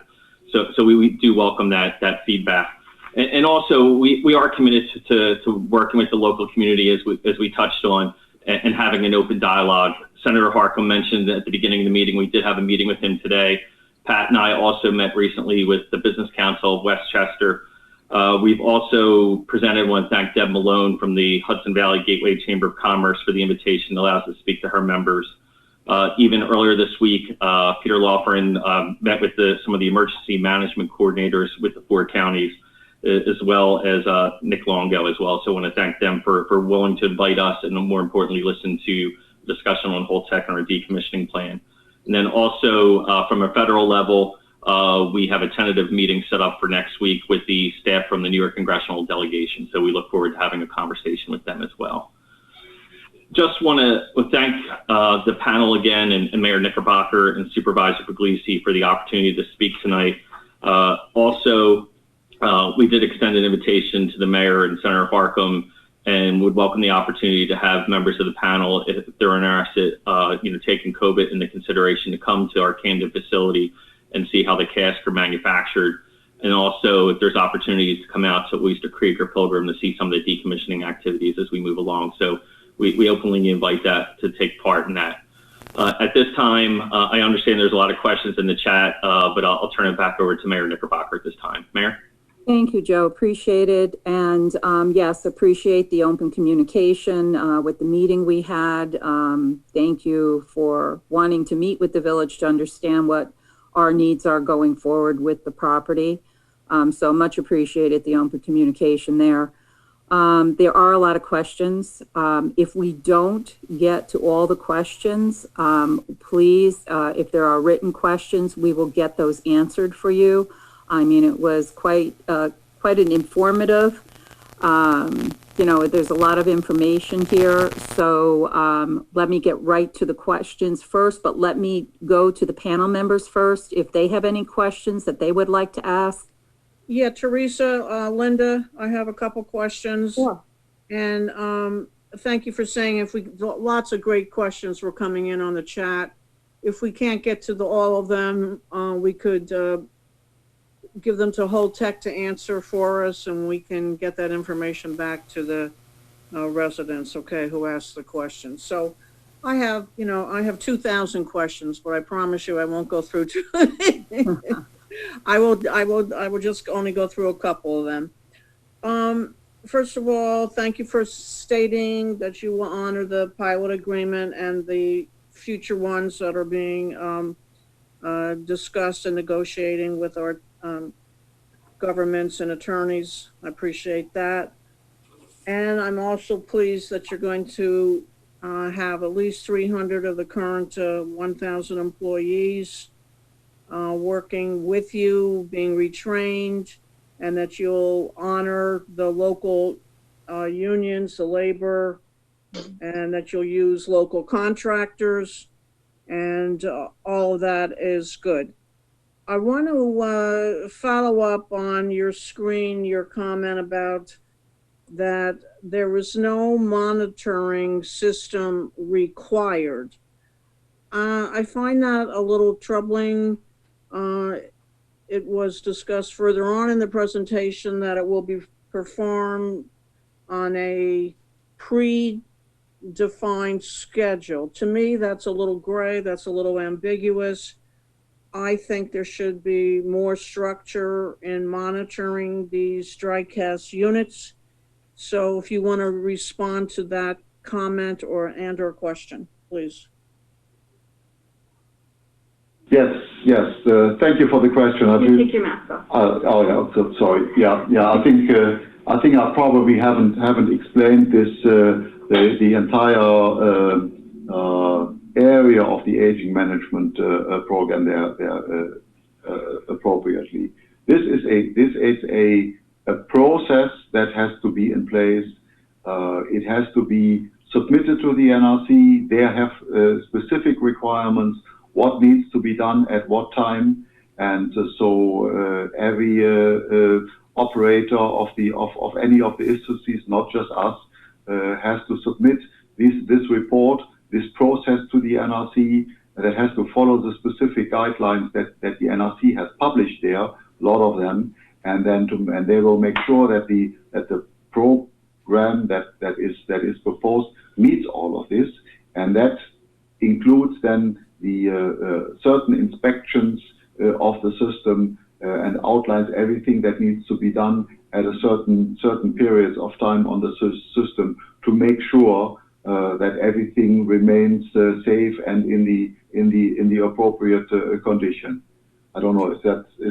All right. Well, I'm going to be following up on that point because to me that is critical. So hopefully the NRC will be holding a public hearing on the transfer of the sale. We're going to be lobbying the NRC to do that. Holtec. Also, another question is, if you stated it in the presentation, I apologize for asking it. It was a lot of information. It was a really in-depth presentation, which I applaud you on. How thick are the actual walls on the dry cast storage units, and what is their life expectancy? Do they have to be replaced ever, or do they go with the life expectancy of, like, going back to my science days, the isotopes? With the life expectancy, the number one, first the thickness. So the overpack on the outside, that is the steel and concrete system, that is 27 inches. That is the physical protection, and then the canister inside, that is the stainless steel, that is ½ inch of stainless steel. So these are the thicknesses. Now the life expectancy. Is that the standard size of the walls? Is that the standard according to the NRC? Go ahead. Yes, yeah, that is the standard. I mean, that's we show that is essentially the standard of these thicknesses. Basically, essentially all the canisters they have that are in operation in the they have all the thickness of roughly half an inch of stainless steel, and the concrete walls there we're probably at the high side with our 27 inches. Yeah, that is the standard for these kind of things. Yeah. All right. I won't be here in 2062, so so the life expectancy of these, do they go with the duration, these units? The life expectancy, there are a couple of numbers there. It starts with the NRC only gives you a permission for a period of 20 or 40 years on these. So they basically say every so and so many years you have to get back to them and make sure that you get the permission that the permission is extended, and they look through everything to make sure that nothing else has to be done. That is in addition to the aging management program that happens in between there. I see. So they'll be then we have on top of that we have a design life which is, I think, is that 60 years, 100 years. So since the issue is basically it has no moving parts. There is no really relevant degradation mechanism. So it is usually demonstrated that these systems will easily last 100 years if that is necessary. We hope it's not necessary. I want to just make sure we hope that we don't need them for that length of time, but just in case.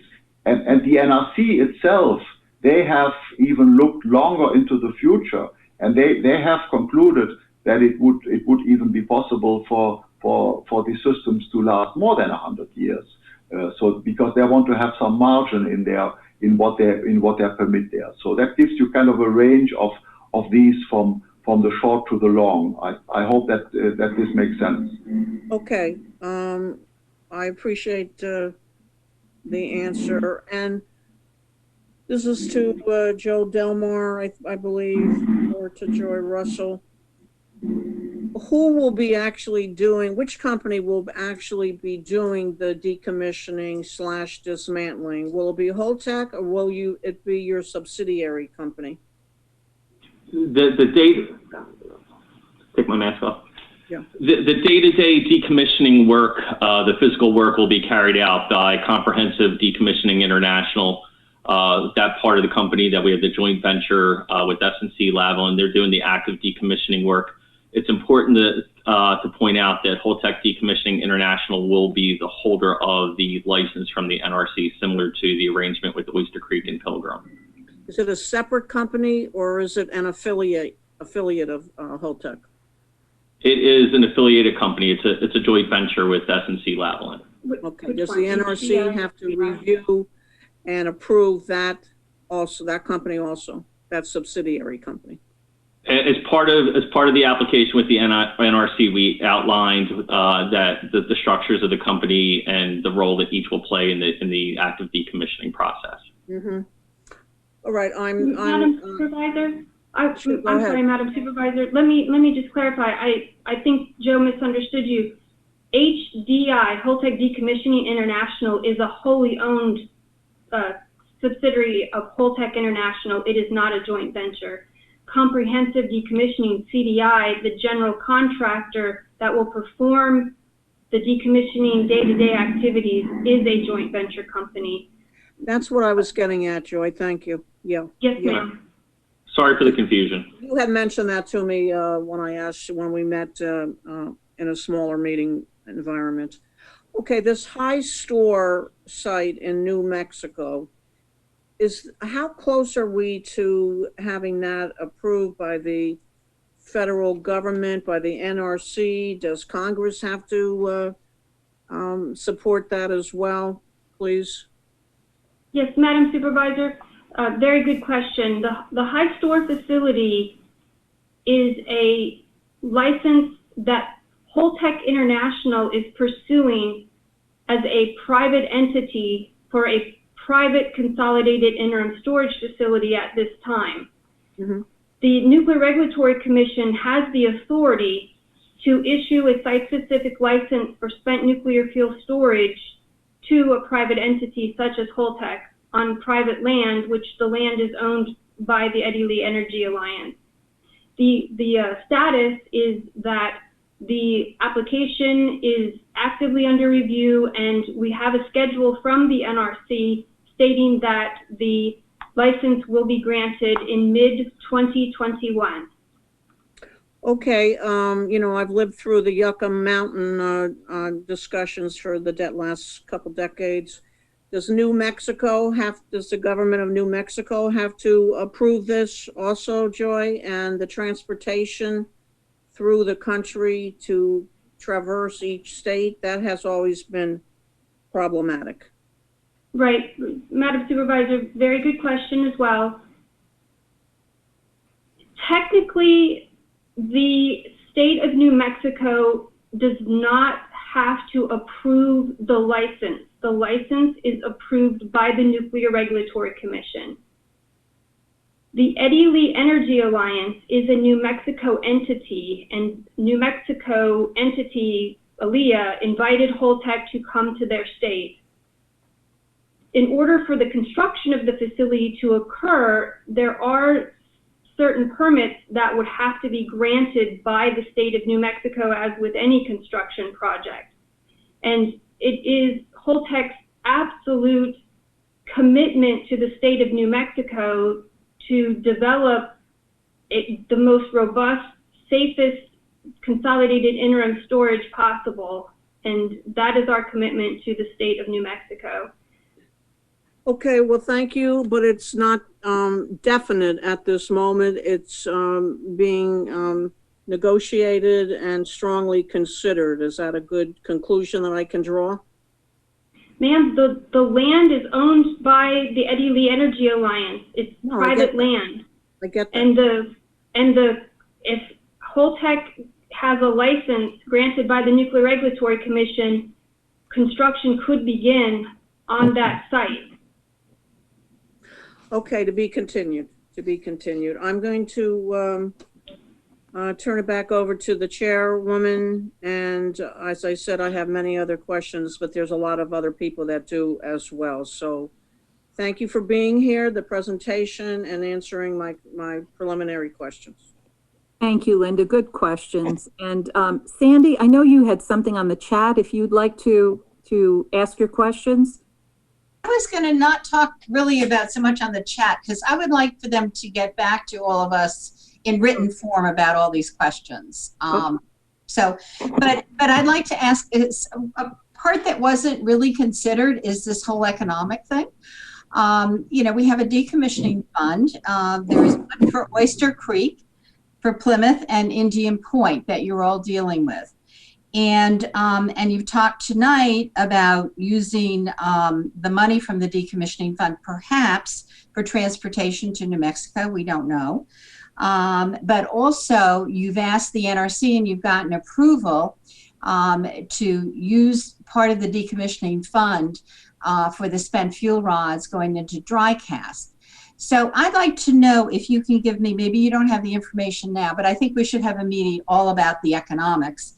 But if you could give me information now about what the decommissioning fund is for these 3 nuclear facilities, Oyster Creek, Plymouth, and Indian Point, and how much have you gotten approval for each one of them to use some of the decommissioning money for the spent fuel rods, and what is left, and what is left, is that enough to do what you're saying you're going to do? And does that, and where are you going to get the money to do the transportation? I know you said you needed 30 million. Where is that coming out of the decommissioning fund? Yeah. Is there an economic person here, or do we need one? No. All right, Joe. Ma'am, we're gonna. I'm sorry, ma'am. This is Joy. I'm gonna take the first. I hope I didn't cause any confusion. I did not state at all that the decommissioning trust fund would be used for transportation or for New Mexico. So I just want to make sure that's clear. Okay, and where will you be getting those monies from? Indeed, ma'am.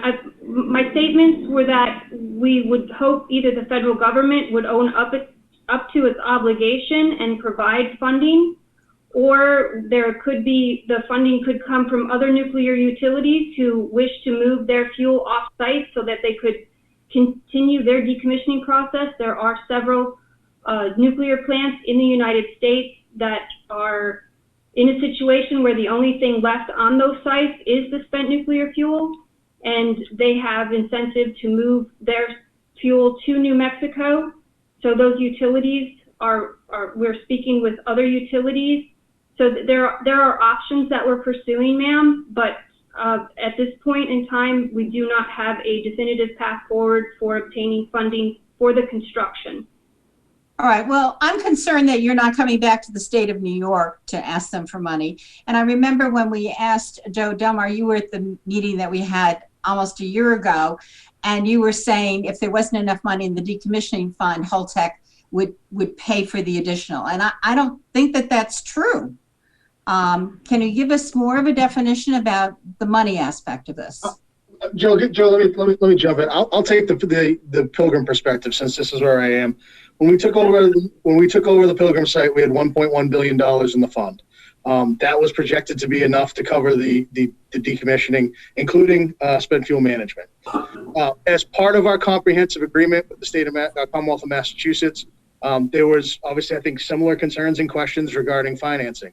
What we did is we put triggers into that agreement that we would meet certain thresholds and keep certain amounts of money and levels in the trust fund to ensure that we didn't fall below agreed upon numbers, to ensure that there was enough money to complete both the decommissioning and then have enough money from the end of partial site release here in Massachusetts, which was projected at 2028, all the way through to manage the fuel through the DOE time to pick it up in the 2060s, and also decommission the Asphyxia pad. So as part of that comprehensive agreement that we talked about that we're looking to do with the state of New York, you would have similar guarantees and financial mechanisms in there to ensure that there's enough money to do the decommissioning.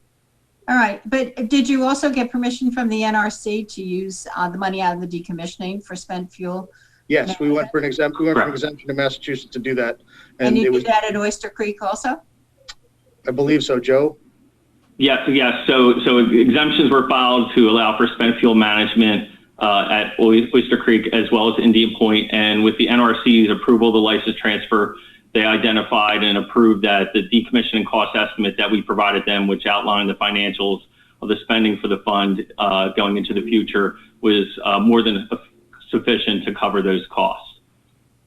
Sandy, we have so many questions about the dry cask, and you are correct. I do believe we need to have an economic session where we can really hammer out a lot of these like financial questions. But I'm just looking at all the questions about the spent fuel cask and things like that. So I know people are waiting to get answered, and we have about another 10, 15 minutes. So I'd kind of like to answer some of those questions.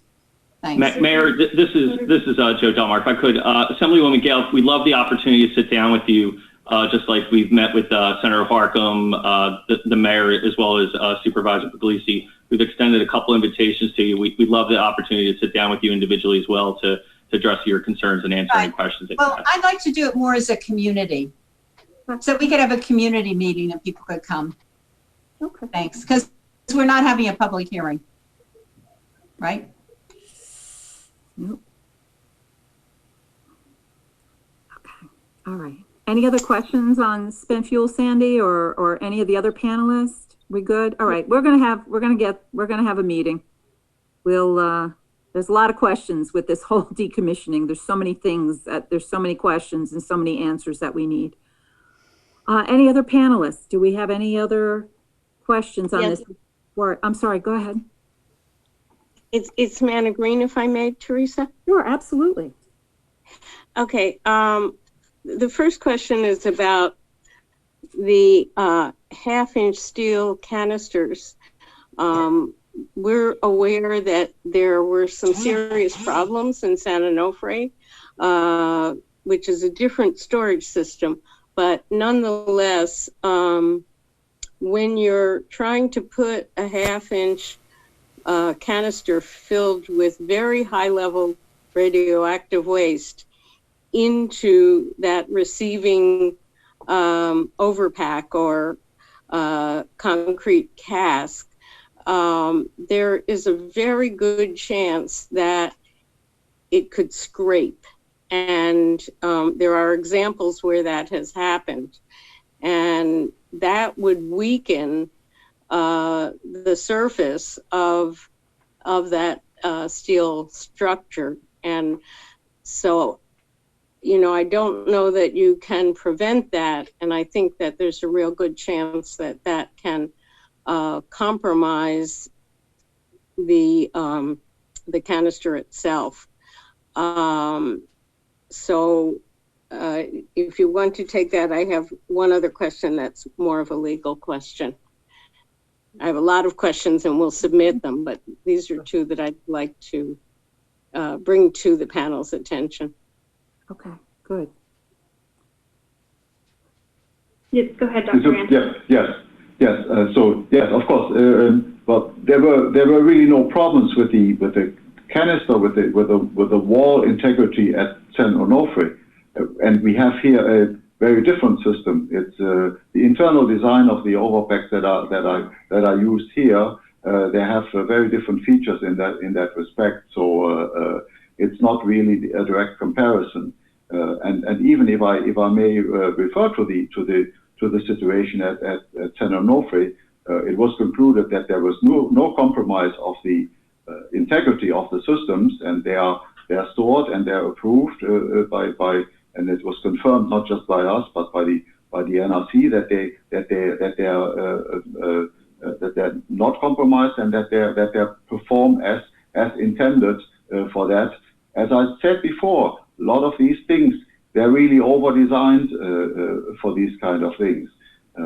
So something like a minor scratch does not impair the integrity of the systems there. I think so that's these kinds of questions are exactly why we need a public hearing. A public hearing, but what who are you saying, Manager? The NRC is. Oh, Manna, did we lose you? Oh, are you still there, Manna? I think she means the NRC, Teresa. Yeah. Okay, then we have to petition the NRC and keep after them. If everyone wants a public hearing, then that needs to continue. We maybe have to re-ask again for a public hearing. I'm going to go on unless Manna Green jumps back in. Just some of the questions because we're running out of time fast. Manna, yes, sir. Yes. I just got a quick question. How many spent fuel rods go into an assembly, and how many assemblies go into your MPC? One assembly, I think the one at Indian Point has about 205 or 208 fuel rods, somewhere in that area. So it's around about 200. And there are 32 of these assemblies that go into one of the systems. So 32 of these assemblies go into one MPC? Correct. And approximately each assembly has 200? 200 fuel rods, that is correct. Okay, thank you. You're welcome. Any other panel members? Okay. I'm going to start at the beginning. We'll take a few minutes here, and then we'll have what we don't get to. We'll have the questions answered. They're in writing here. You can also go to the Indian Point Citizens Advisory Panel. We have a website. You can put questions in there, and we'll have everything answered here. But one of the questions is, why don't you monitor the air leaving the casks?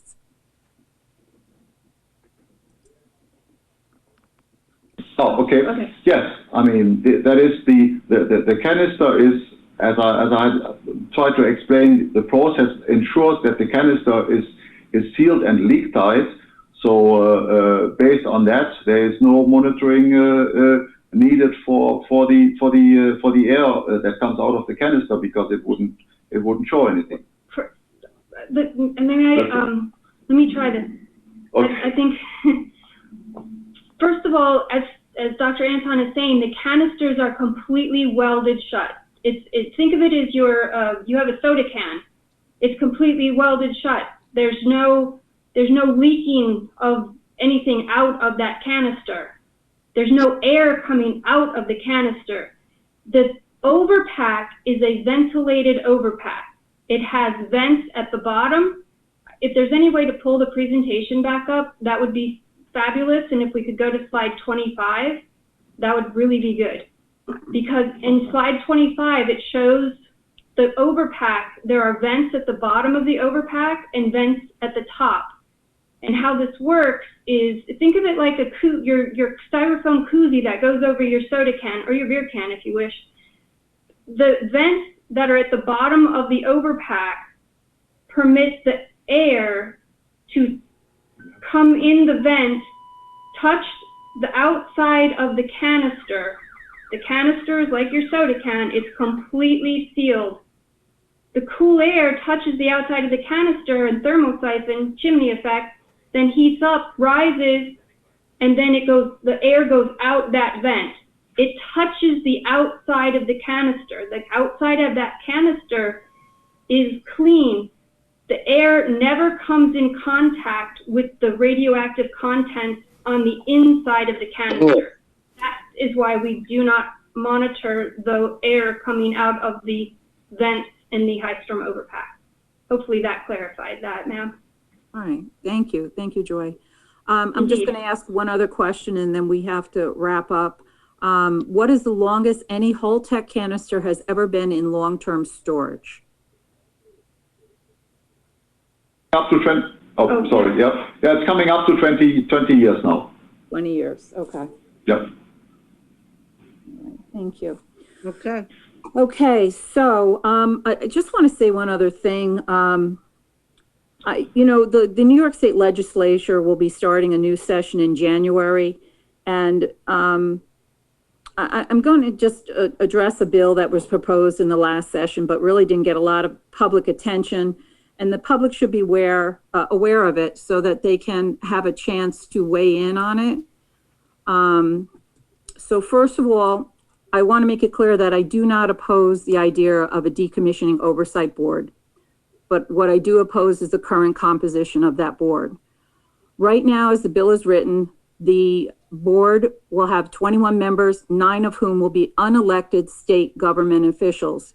You already have a 9-8 voting majority on this board being unelected government officials. Think about that for a minute.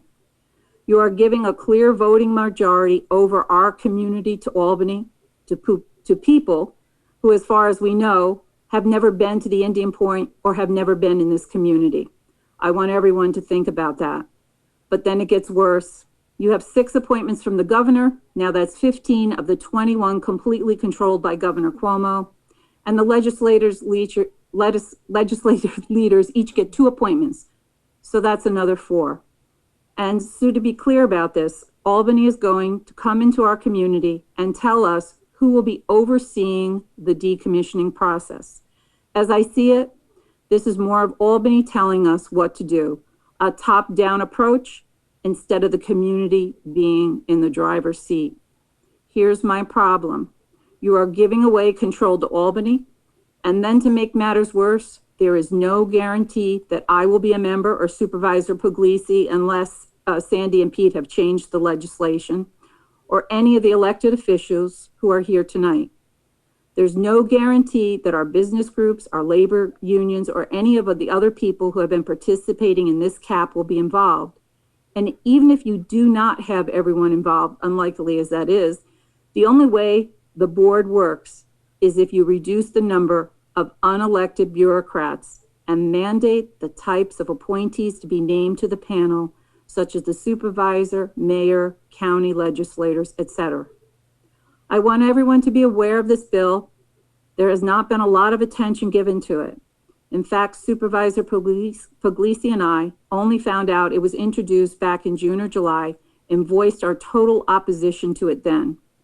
I encourage everyone to oppose this bill, and I hope, Assemblywoman Galoff and Senator Harkin, that you will meet with us and talk about ways to accomplish oversight for this community that is exactly from within the community and not Albany coming in and telling us what to do again.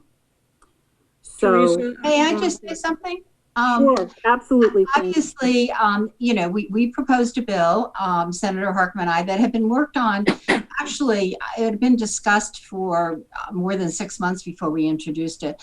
And it had lots of changes, and there are some more recommendations for changes to be sure that the head of the government, wherever it's not a bill for Indian Point, it's a bill for New York State, for any of the nuclear facilities. And it's to, we'll have the head of the government on, that's one of the recommendations that you all made that we are going to put into the bill. Also that there is a union representative. The bill says there is could be a union representative, but we will clarify that. So we will sit down with you and figure out what else needs to be done. I don't think I think there's a compliment here with this committee. I think this is a really good committee, but I think there are a lot of other issues, as you can tell today with Holtec. They are going to the state to do a lot of negotiations, and there's a lot of state environmental law, there's attorney general. I mean, there's a whole lot of things. This is a really complicated issue. So really having two different entities, I think, would be very helpful to the community, not hurt the community. And obviously, we've had a wonderful task force that the governor put together with a lot of the heads of different departments, and I think we've all enjoyed participating in that. But that goes out of existence this coming year.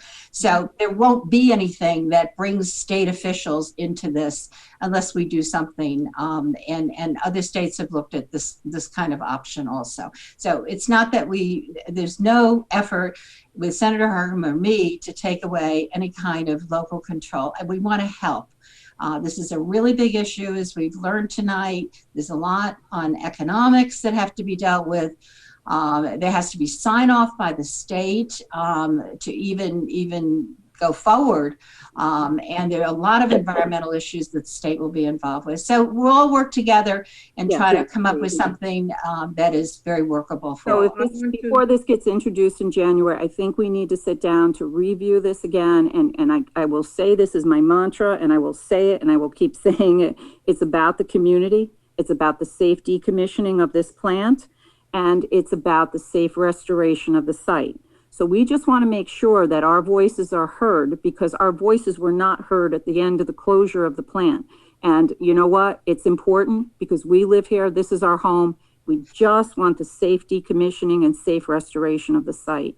And this board that we have, this panel we have now, is fantastic. We're going to be talking a lot about all the issues that need to be dealt with here. This is a big topic here. Tonight was a huge topic, the spent fuel. As you can see, there's a lot of questions. Those questions will be answered. You know, it's about informing the community and making the community feel safe and understanding what this process is going forward. So that's the bottom line. That's what all this is about. Teresa, can I add to that? Absolutely, Teresa? Linda. It's Linda. Yeah, I want to say that I'm in full agreement with what the mayor has just expressed. She and I made this perfectly clear to our state officials this summer. Sandy, I know completely that you've been part of our task force and on our journey for the last 3 years. Peter Harkin has as well, county executive, county legislators. I understand that, and I understand that there are statewide issues that need to be addressed. However, we are the ones that are going to be the most affected by the closure of Indian Point, economically, jobs, revenue, environmentally. We are the ones that need to have well, we have loud voices, don't we, Teresa? Yes, we do. We need to have many voices on, if it's a statewide panel, so be it. But we need to have big representation in this. This is where we live. It's going to affect us the most, and it has. And the governor, for heaven's sakes, you're all tired of me saying it, hasn't even come to address the subject with us. Okay, enough said. Okay, and we're into the overtime here, and Sandy, we look forward to meeting with you and Pete in the future. And I'd like to now thank Marcus Serrano for handling. Marcus Serrano is the village administrator for handling our Zoom.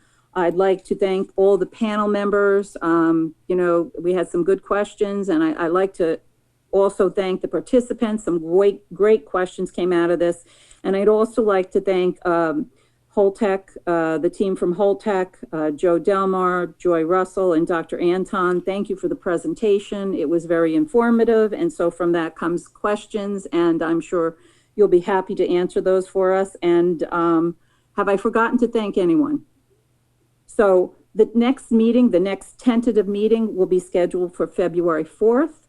And I want to thank everyone for your participation. And on a motion to close the meeting. I'll make a motion. Thank you. Second? Second. All in favor? Aye. Aye. Thank you, everyone, and happy holidays. Thank you, Mayor. Thank you.